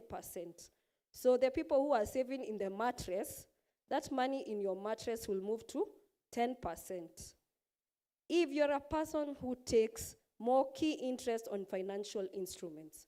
We have a unit trust that can contribute as low as 1,000 per month.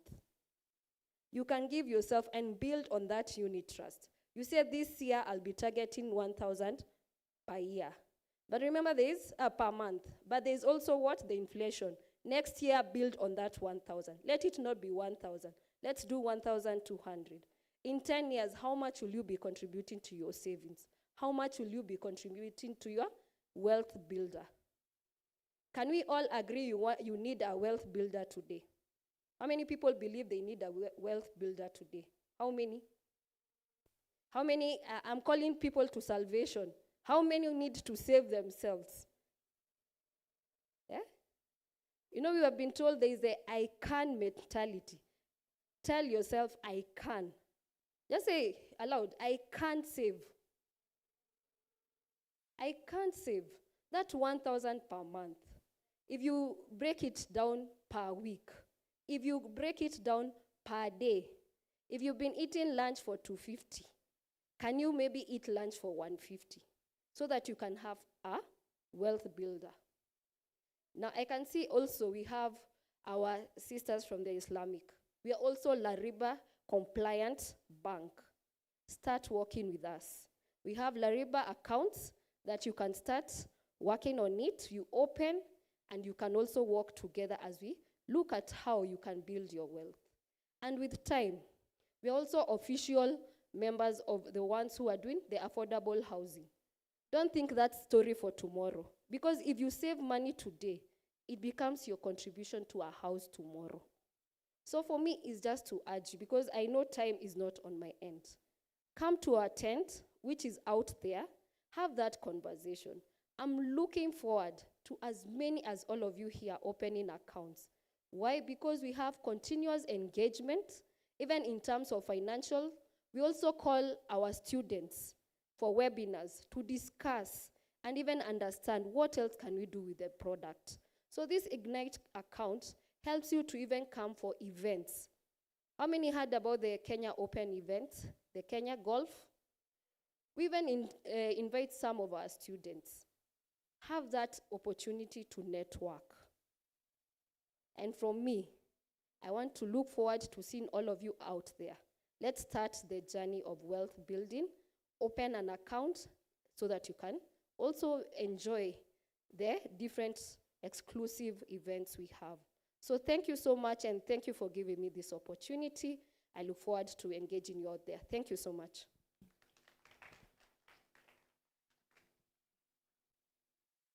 Okay? Stop saving in your mattress. Open an account and get, what do you call it? What do you call that thing that increases the percentage? Yeah? Profits. Okay, you know, I'm a former business student. So please, whatever I say, go with it. Flow with it. All right? Now, our next partner is, it's now getting technical, sorry, okay? They had a subject, all of us fear this subject, called actuarial. Unasianga actuarial science. Yeah? You all know about actuarial science. How many of us are taking actuarial science? You're taking actuarial science. We are very sorry. Please, someone check on them. Absa, check on this man. Yeah, actuarial science is something else. Now, please, ladies and gentlemen, please help me welcome Mr. John Njiru from the Actuarial Academy of East Africa. Welcome, sir.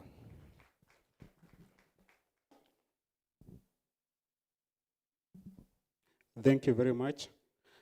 I'll be very brief. I've listened to each and every person who has spoken here, and there are 5 things that I've gotten from them. One is spirituality. You must believe in something for you to progress. The second one is teamwork. Find a way to be with someone or people or community that can hold you towards your journey towards either career or towards this university. The third one is EQ. emotional intelligence. That is the ability to figure out who you are and to figure out the people around you.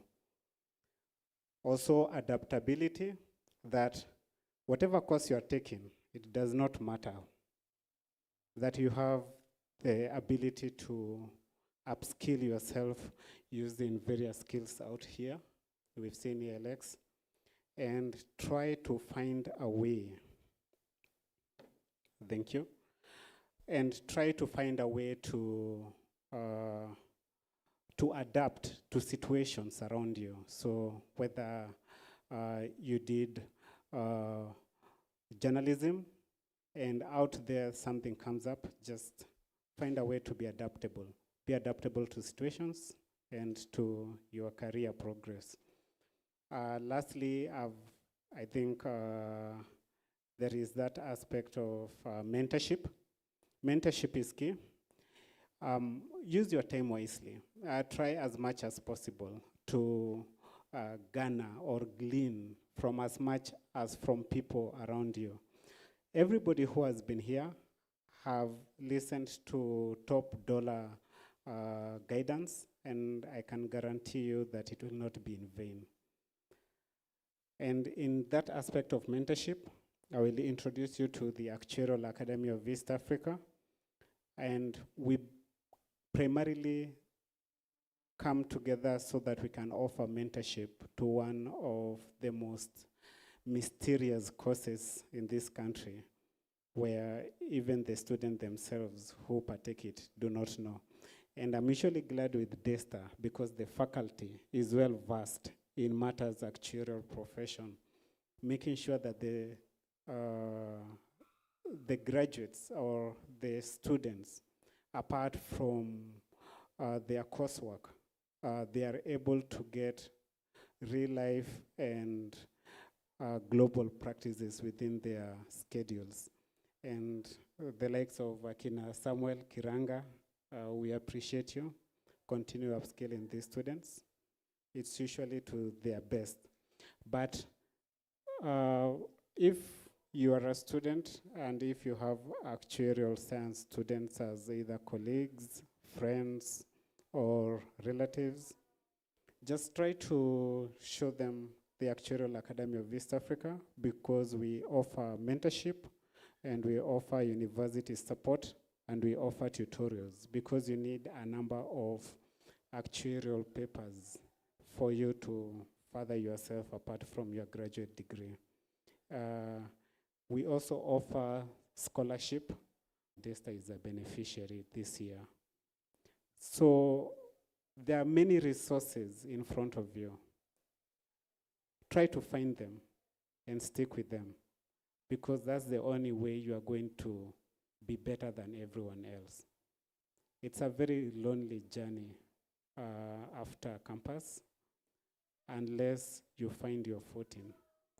And at this moment, you have no reason whatsoever to say that you never got all the resources that were required for you to succeed in life. Thank you. Best regards, and God bless you all.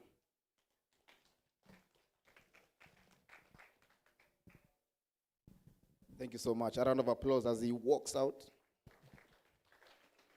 Yeah, so please, let's embrace actuarial science.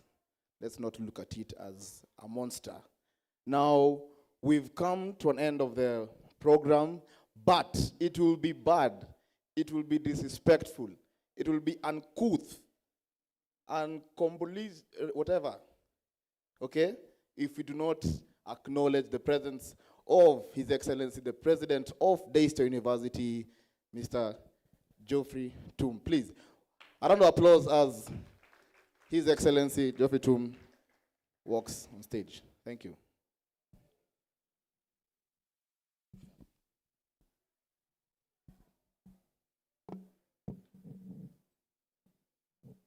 Good afternoon.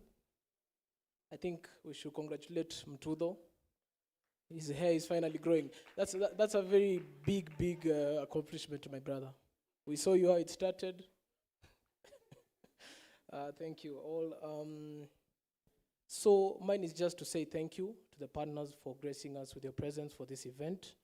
We don't take it lightly. And again, to repeat what's been said by Bouquet is welcome to Daystar. I hope this is not the last time you come. For the students as well, thank you for showing the interest, because at the end of the day, this is done for our benefit.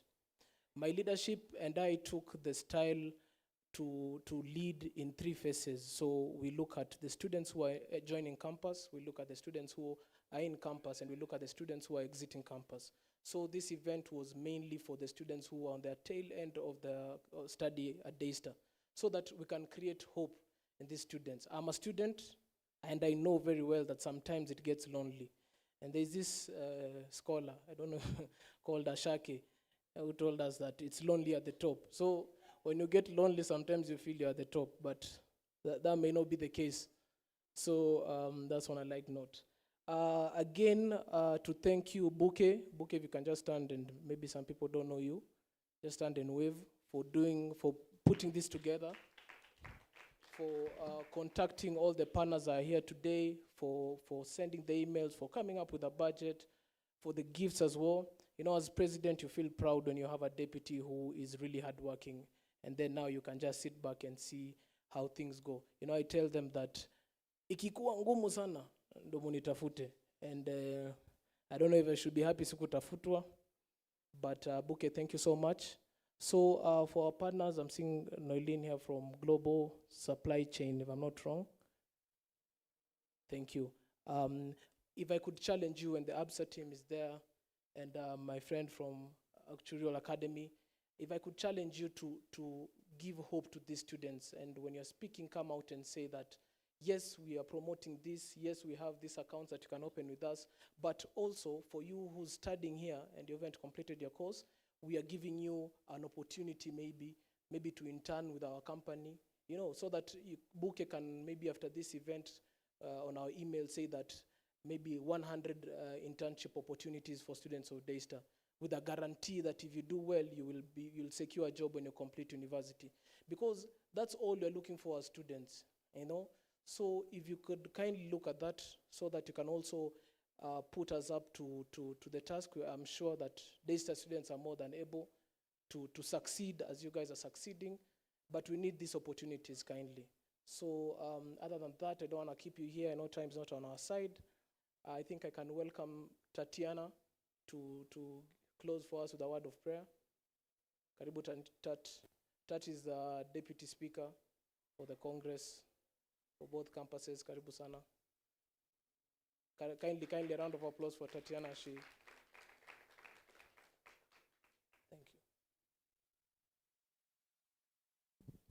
Thank you. So let's bow our heads for a word of prayer. Dear God, we come before you this day, thanking you for the gift of life, thanking you that you have enabled us to all be here today. We thank you for every head that is represented here. We thank you for the families, for the friends, for the neighbors. We thank you for Daystar as a community, and we just pray that you may continue to even strengthen us and guide us. We thank you, O God, for Bouquet, who was able to even bring this all together, and we thank you for everyone who even helped her to bring this all together, Lord, to a success. And we thank you because this has been a success, oh God. And we thank you because we know that you're going to continue guiding us and protecting us. We thank you for Daystar students, and we just pray that even those who are seeking, oh God, you're going to even just find them, oh God, or even help them find what they are seeking, oh God. We thank you and we magnify your name. For it is in Jesus' name we pray. Amen.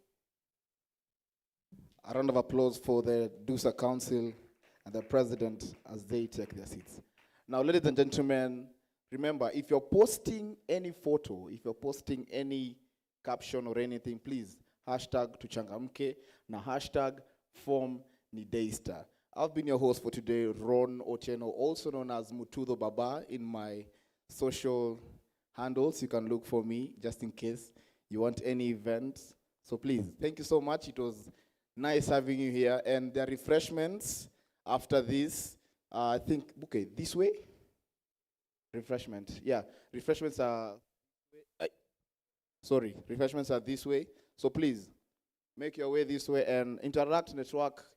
See you same place another time. Sasa? Thank you so much.